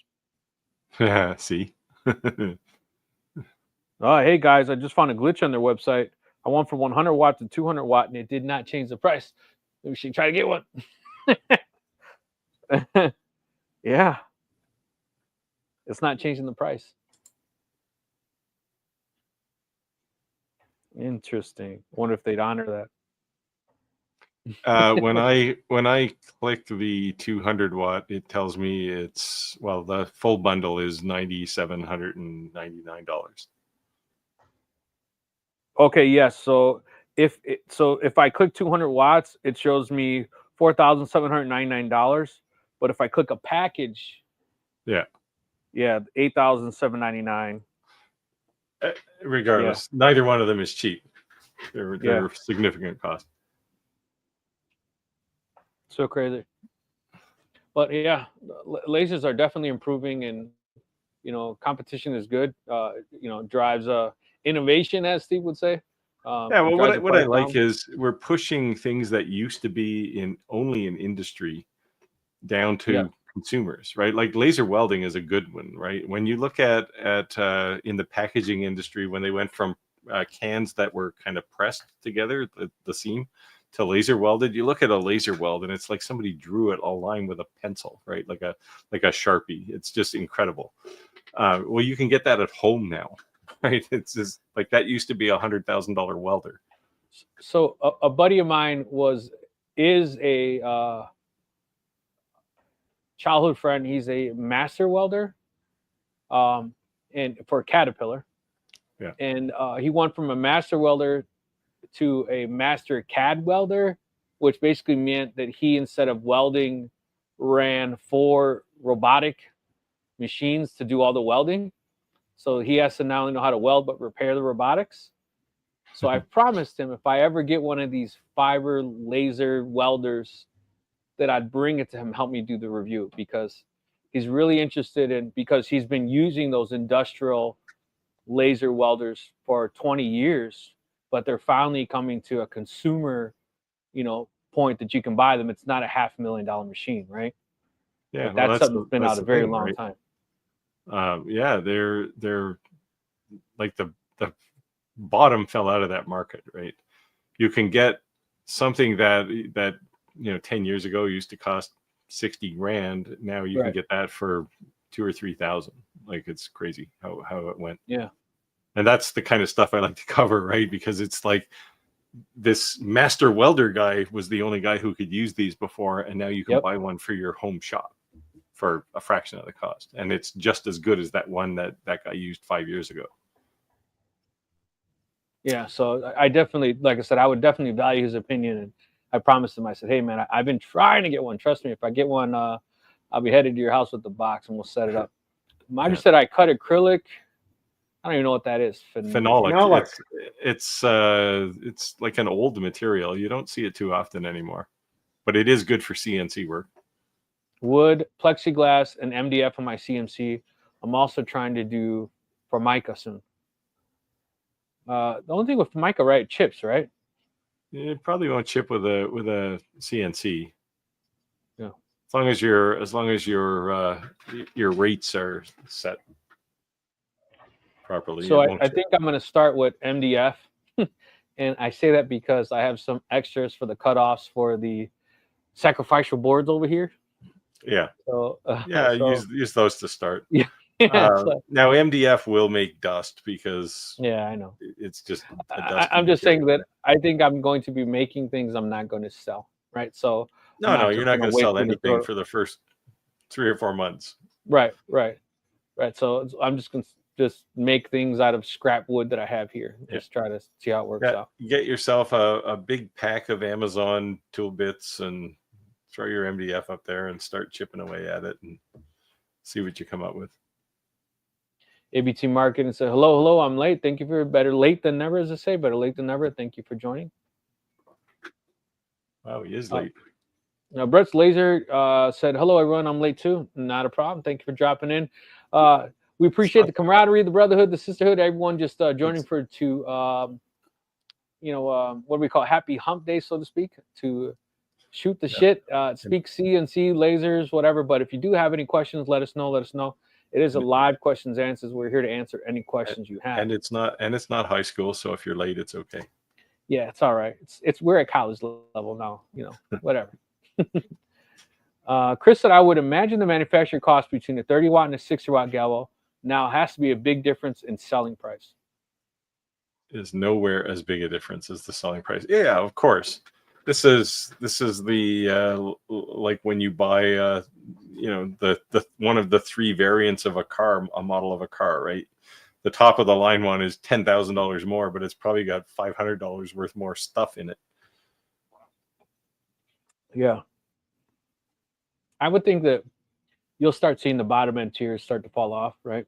Just like we saw with diodes. Well, yeah. So this is the thing we were talking about last week, just at the end of the stream when somebody asked, it might have been Chris actually, who asked, whether the diode laser market is dying, right? I think it's just going to consolidate now. Like, how much better are we going to make a diode laser? Well, we're not. And we're in the same mode with CO2.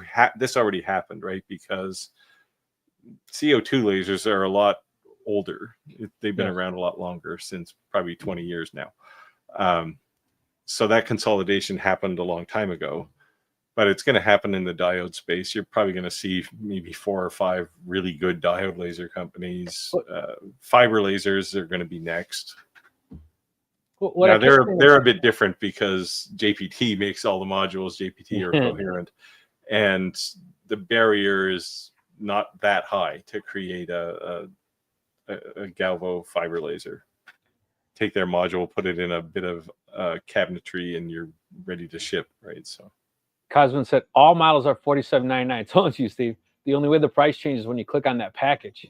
It's definitely a glitch. That's why I said I wonder if they'd honor the price if you were to purchase a 200 watt. Just try and order one.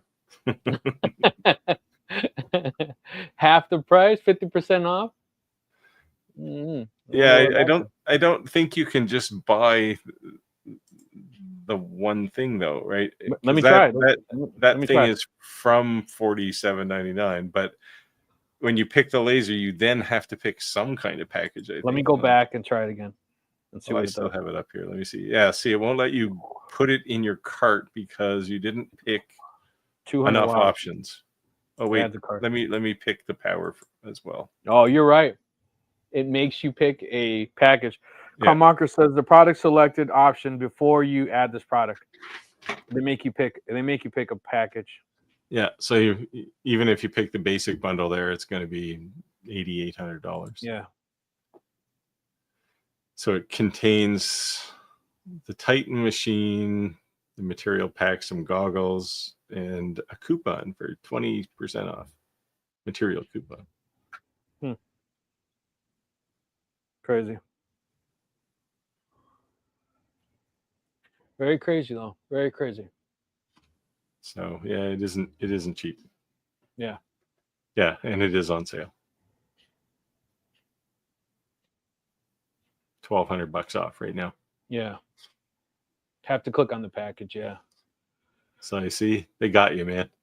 Madra said MDF is awful. It does make dust. I mean, it's made out of dust. Yeah, it's basically dust with glue, right? Yeah.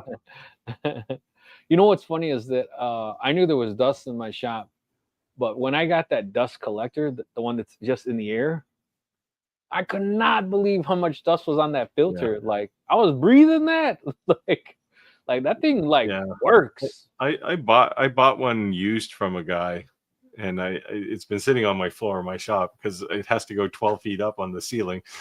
So I have to. I'm telling you, Steve, you got to put it up. I will. I just have to make a plan. I don't. In the summertime, I don't do that much woodworking. It's more wintertime work. So because I'm not too worried about it yet. For the Wen, is that's how you say it?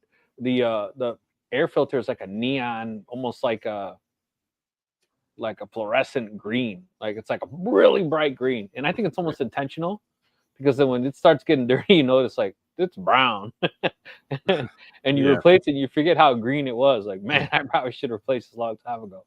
But they're pretty cheap, so I shouldn't do that. I should probably just change them quite often. But yeah, you will get dust off of MDF on a CNC.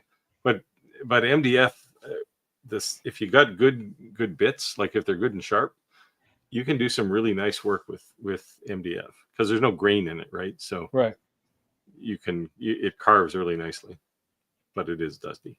Chris says, "What do you mean we're late? We don't have to go to a naughty corner. We don't give you one of those hats." I think this whole Wednesday night stream is the naughty corner. It's where my wife sends me every Wednesday night. That's why we're together. We're already the screwed up. We're the screwed up clan. Why does K40 CO2 laser get such a bad rap? I think that might be because when they first came out with them, they were mass producing them so fast, so cheap, with such cheap stuff in them, and then there was like zero support. But they were like $400 when they came out, right? Right. But I would say this, David, too. The biggest thing too is that K40 is known as K40. So the problem is that like we keep talking about Reyes, right? Like Reyes fibers, lasers, all these different brands sell them, right? And so does the K40. They're all these different brands. But just because it's the inner components, there's external components connected to it, like the motherboard and certain CO2 tubes that some are not even compatible with Lightburn K40s because they have the older motherboard. So I always say like a K40 is a K40, but the only thing I say like is the advantage of buying a Monport K40 is that all the stuff that you do to a K40 as soon as it arrives and you rip off and change, with the exception for the temperature gauges, because you'd want them, if you're in the United States, to be with us in our metrics. It's done for you. You know, the computer's upgraded, everything's upgraded. So it's like a pre-modded K40. But it's still a K40, right? Yeah. I mean, I guess they still sell them, but you call a spade a spade. That's all I'm saying. Yeah. So, but K40 is definitely a great entry level laser. But the problem is that have realistic expectations of what you're buying. The original ones had a pretty small workspace. They were 20 watts at best, and so you got what you paid for. So the new Monport laser that I have on the way, they're supposed to be sending it after the 20th, so 4 days. It's basically kind of like the replacement K40. And the reason is because what are legitimate complaints about the K40? The bed size is small. That's really like, it's small. So like, if you're going to make acrylics neon signs, like, man, that could be a beast, right? Because they're small and you can mass produce those out.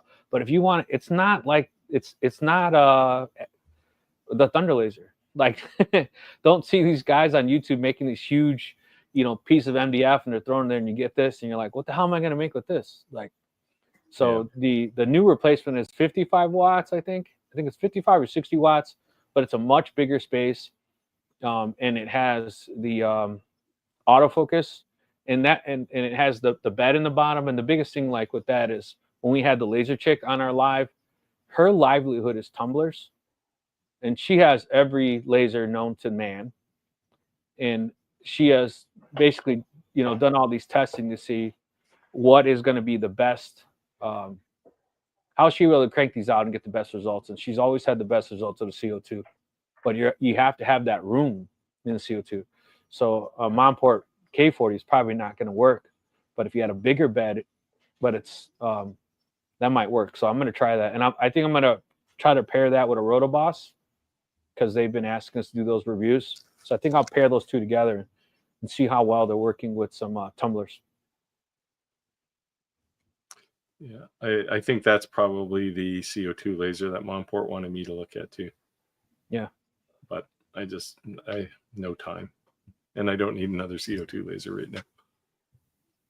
Yeah, I think what I'll do is it'll just replace my K40 and I'll cough up the K40, probably one of the subscribers. Beam Me Up Laser Engraving said, hopefully they make a diode that is more energy efficient. Diodes are like, they hardly use any power at all. No, they use very little. Yeah. Yeah. So. Yeah, and there's physics involved in the output of those. They're generally 6 watts, regardless. So, like per diode, 6 watts raw, so about 5. Beam Me Up said, love the new CNC, Rick. Thank you. I haven't fired it up yet. I would say to make sawdust, but the next 2-3 days, I should have everything I need to be able to do. It's still in showroom condition.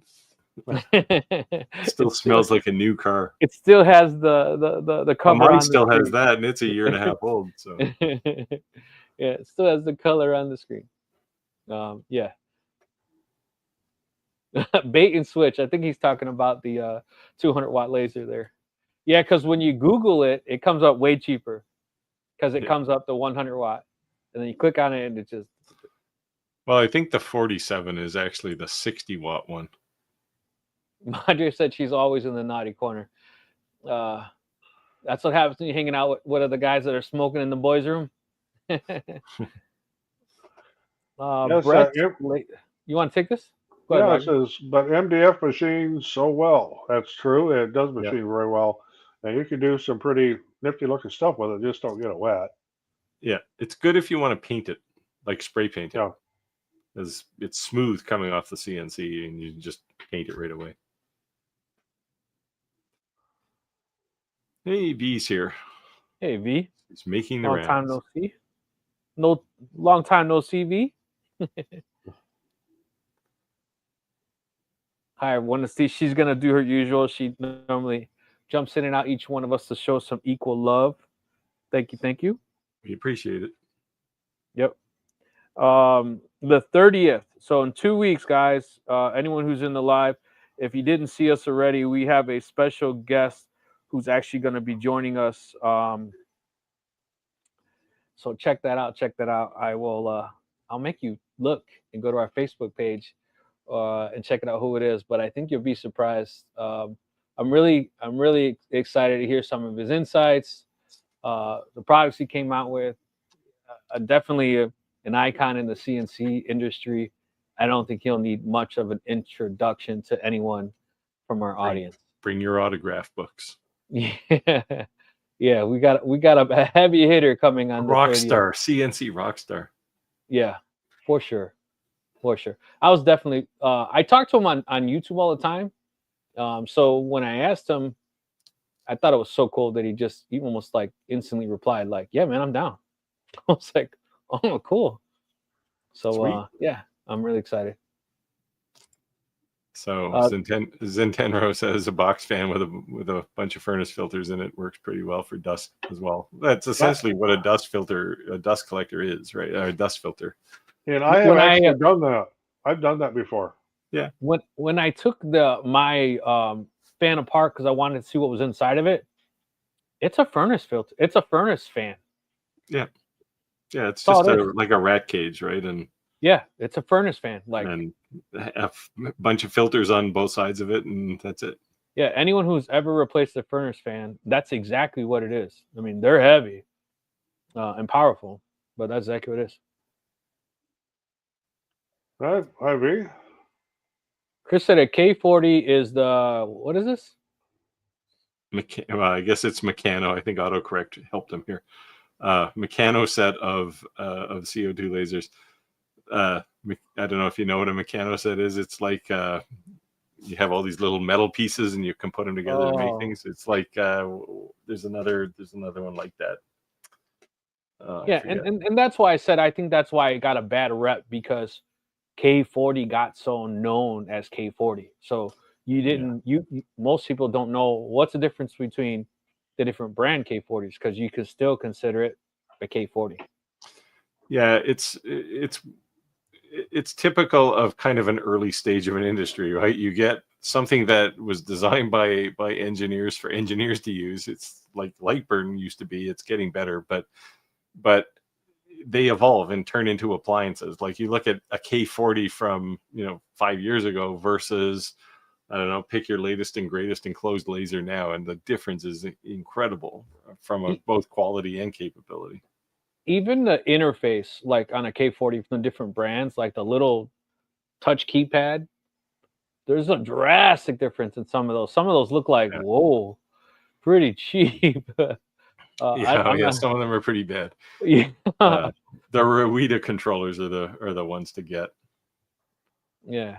Which is what I put in my big CO2 laser when I made it. Chris said, I'm wondering if we will be able to see a laser dedicated to tumblers. Yes, you can. Who was it? Just was trying to convince me to look at one. Damn, it's going to haunt me now. There is one, and I just talked to them like last week. That's designated for tumblers. It might be. It might actually be longer that has it. And it's just like, it's more of an upright laser. So there's no Y-axis. There's only an X-axis. So it's like the Nano. And a rotary. And it's a diode laser, which is okay for tumblers. So yeah, Monport Mega Light 70-watt CO2 looks interesting. Yeah, I'll they said they're waiting till the 20th. and I'll have update then. So I'll let you guys know what they end up saying, and I'm excited. I think so, and I'll offer the K40 probably to one of our subscribers.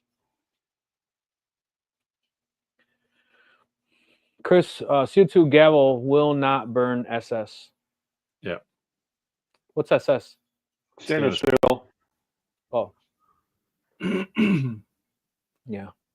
Yeah, it's good for those powder coated tumblers, right? You can just hit them as hard as you want, and when it gets through the paint, it's pretty much done at that point. So Clark said I would avoid the Mega. I have one. well, there you go. There's an endorsement. Yeah. I think they said that the first they were supposed to send it to me this early on. I think Clack and like 5 or 6 different people got it. And they told me that all those got sent back to them, or most of them got sent back to them because there were so many issues. And I think because they were trying to get influencers to promote it right away, but I don't think they were done with all the development yet. So I think they have like beta lasers. Maybe alpha. Yeah. Yeah, this is so, this is the getting back to the YouTubers get free stuff thing. You get a lot of things that you need to test is what you Yes. get. I spent last week doing nothing but looking at a laser to the point where I sent a message and said, I'm not going to review this. And they did a few things and it got sorted out. So yeah, but I guess at the end of the day, like by being an influencer, you are a beta tester. So like you're supposed to get feedback. But I would prefer to be an early adopter, not a beta tester, right? Well, it implies that there's problems, and they know there's problems. They just want to see if I can find them. It depends to what you're agreeing to. Are you agreeing to reviewing a finished product, or you're agreeing to be a beta tester? There's a big difference, right? But if it's a finished product, it should be working. If you're telling me, hey, we've got a new product and we're getting ready to sell it, it better not be a beta. Right, I agree. Yeah. Kimberly said, "Good evening, Rick and everyone. I found you through Bearded Vikings live stream a couple of days ago. Nice one. New to the laser industry, just ordered an X-Tool F1 Ultra. It's my first laser ever. I do remember you from the comments, Kimberly. Thank you for joining the live. If you ever have any questions, feel free to let us know. Also, if you're not already a member, I would suggest you join our Facebook group. We do have a large community of people who will be able to assist you as well as us with any questions you may have. But thank you for joining the live. Appreciate it. The F2 Ultra, Kimberly, you don't say if this is your first laser or not, do you? The F2 Ultra is a pretty heavy duty laser to start with, but it's a nice laser. You'll like it. I'm pretty sure. Go big or go home, right? Yeah. Well, if you want to do a lot of cutting, it's not really a cutting laser, even though it's got the power to do a lot of cutting. Yeah. But if you do volume, like if you make, every time I make a handful of business cards, I pull out the conveyor and I'll make business cards on that because you can just pile them on. I lost my yeah. So Kimberly, thank you for joining live. I was jumped into Bearded Vikings live. Matter of fact, he said that he may join us coming soon just for a guest spot. Cool. If we didn't mind. So yeah, he was excited. He just hit 200,000 subscribers. So he was excited and wanted to join us to celebrate that. So I thought that was awesome. That's a good deal. How about the Monport Reno? That is a 70 watt, right? The Reno, I think that's what it's called, right? Yeah.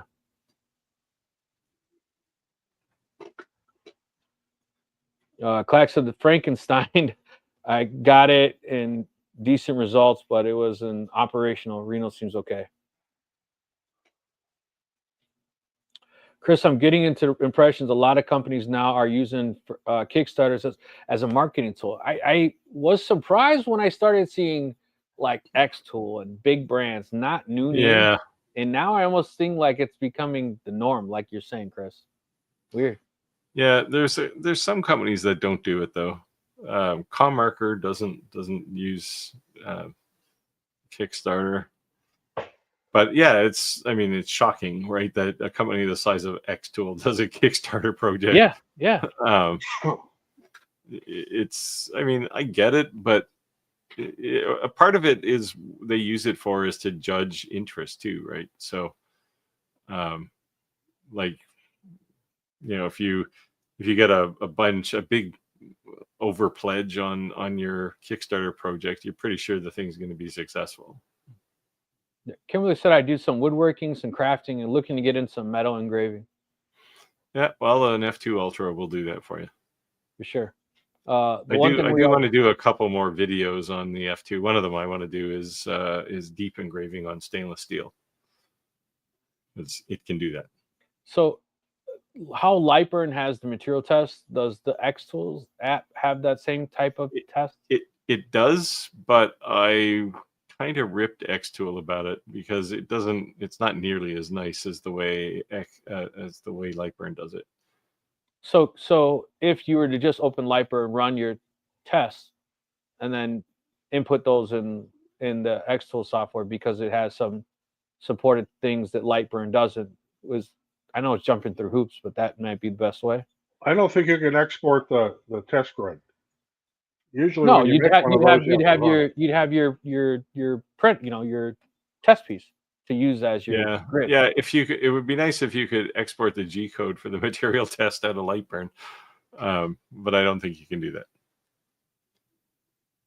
You can save it. I've done that. You can save the settings, but you can't save the G code, I don't think. Yeah. No, but what I mean is, like, if you took a piece of material and ran the material test, you'll still have the material test used as a reference point. Yeah, no. And but what I disliked was, so first of all, on XCS, you pick the thing you want. So in Lightburn, you just say, I want to engrave or cut a bunch of squares. Right. In XCS, you create a shape, and that's the thing you use. So you could do a test with a bunch of stars or whatever. It doesn't matter. But you set the range of the two variables and then all of your fixed variables on the settings. You go out to the workspace, it creates the drawing and puts it on your workspace. But then if you say, oh, I want to change something, you go back there, you have to start over again. And that's the thing that drives me completely nuts. And I kind of ripped them a bit and said, like, you got to make this more like the way Lightburn does it, where I can save the settings, and then if I go modify them later, it's not the end of the world. I'm not starting from scratch. Yeah, that makes sense. Yeah. So anyway, we'll see what they do. They're definitely doing lots of active work on XCS. So for those who may or may not know, the Bearded Viking was actually on the very first episode of Shop Talk Live. So he's in the trades building houses. So this time of year, as Roger and I are both in the trades, we understand that, like, we got to make all the money we can because we need that nest egg for the winter time. Because you want to go to Mexico in the winter. Yeah, exactly. I guess you're maybe not going there this year, but yeah. So especially because he builds houses, so we understand. He's still a friend, and again, like I said, we were just talking on the live, so he'll be. I'm not saying he'd be permanent co-host again, at least this time of year, but he's definitely interested in or mentioned joining a live as a guest speaker. Yeah, he should do be a guest star for sure. Yeah. Yeah, I do give him a hard time though, because he makes great boxes, but I'm going to tell you that Skylar, she's definitely giving him a run for his money. She, I would say that if I was to judge them, to put them against each other, I would say that Daniel is a hell of a carpenter, and I would say that Skylar has a very creative imagination the way she creates things. Yeah. So, yeah, she's definitely bordering on artist level work. Yes, right. So I think that's the difference. Not knocking either one of them; they both have a different skill set, but she is she's very artsy. Kimberly said, "I watch your videos on the F2." I'm assuming she's talking to you, thanks. Steve. Yep. Chris, LB will be adding user input for shape images for material tests. Yeah, it's coming. But it's low priority on the list. Yeah. I don't think the shape thing is really all that valuable. It's just that's how XCS chose to do it. That is fine. What bothers me is the fact that if I go back to the material test setup, I gotta essentially start all over again. V said Skylar is freaking awesome. So Skylar, if you're watching, and she's still very active on our Facebook group. So I know last week someone said, "Oh man, she's not on a live," and they had some inlay questions. Steve does inlays as well, but yeah, although I do it the lazy way now, I just get V Carve to do it for me. You push a couple of buttons and you don't have to worry about math. But someone did have a question for her. She wasn't on a live, but she's very active on our Facebook group. So you I hope she does some guest appearances too. Still, so. Yeah. So Kimberly, if you actually go to our Facebook group, her picture is all at the top banner, and it's still. I actually haven't removed it on the bottom of the ticker that's scrolling. Her Facebook page, actually, I just noticed, is still on there. So if you want to check her out. Yeah, her channel's pretty good. She does a lot of she does a lot of problem solving for things to learn techniques. Yeah, Sawdust and Splinters is her channel. Yeah. So she had kind of told me that some of these conversations she had, she was a little intimidated by the laser talk and some of the technical jargon that people ask us questions. I just kept trying to remind her that there's things that we all bring to the table. So she still has a very unique skill set for sure. Yeah.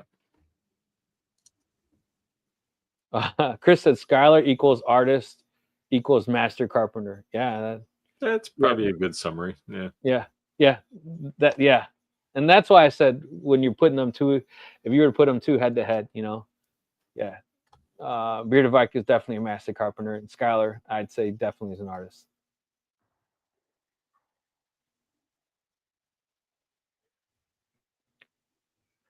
Kimberly said, just subscribed her. Thank you guys. Yeah, check her out. She's definitely cool. She's she does some good stuff. I think what's funny is that a lot of these people think that YouTubers were like in competition with each other. The fact that we coexist in these type of lives, they're surprised. And I think that YouTube is cliquey, and there are some influencers who are that way, but I don't think you'll find that about any of the three of us. No, I have not in competition with anybody. I don't have time to be snobby. The only competition I'm with is with myself, right? Because I always want to improve. Yeah.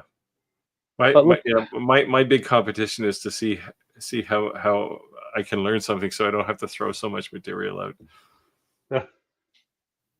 Kimberly said, I'm lost in the technical terms with the laser 2. I'm ready to learn and grow. Awesome. Yeah, well, it'll all come. Feel free to ask anything on this channel, on this stream. Yeah. And that's the whole idea of the live. You can literally ask anything. We don't have any topic. This isn't a scripted video. Someone's talking about CNCs and you ask lasers, don't think you're throwing us off topic. It's a live question and answers. We have no idea what we're going to talk about when we go into this. We might bring some stuff up, but you guys really drive the live. Yeah. Sometimes we talk about business. Sometimes we talk about YouTube. It's a bit of everything. Marketing, graphic design. I mean, all different aspects of the business. Look, the beginning of the live, we were talking about price thresholds, right? And really choosing your customer base. So that has nothing to do with it. Actually can do with all of this, right? Yeah. But it wasn't necessarily stuff that applies to almost every business too, not just maker businesses. Yeah. But it looks like we hit time, guys. It's actually looks like 8 after, so it's 8:38. I want to thank everyone and appreciate them for joining the live. Time flew by today. Roger's wife, I hope you don't mind me mentioning this, Rogers, have an operation coming up soon. Yeah, Monday. So I would hope. If everything goes smoothly, I'll be here next Wednesday, and I absolutely hope it does. If not, I may be absent for a week. So I ask of you all to take a moment of your time to say a prayer for his wife, for a speedy recovery, and for the doctor's hands to be guided. Appreciate it. Yeah. Real quick, we'll just have 2 comments left. We'll jump in then and we can do a closeout. Marjorie said, I'm ready to learn new designs in layer projects. So layered projects are fun. I think as I start actually making some sawdust, I'll maybe have more questions for Steve to answer. And we can bring those up on the live as well. Yeah, and I'm waiting for those. And we also have done a couple lives where we've showed our fails, and the reason is in the lasers because that on YouTube sometimes we're polished, right? Because you're showing these finished products, and we say that every product that we make or every thing we make is not an immediate success. We, just like everyone else, bump our head against the wall sometimes. And Steve made a comment one time that during the video he was showing a finished product and there was like 60 ones that didn't work out on the floor. Right? Yeah, So like, yeah. so, If you want to find out how to make lots of firewood, start making chess pieces on your CNC. yeah. You'll make a lot of bad ones before you make one, and you go, "Wow, it's a pawn! It's awesome." Yeah, so I'm sure that I will have a lot of those type of creations with my CNC. I look forward to it. Roger, the comments on your wife that they're praying for your wife are just. I appreciate it, everybody. Yeah. All right. So, do you guys want to say anything on a closeout, real quick? Good luck with you and your wife, Roger, and thank you.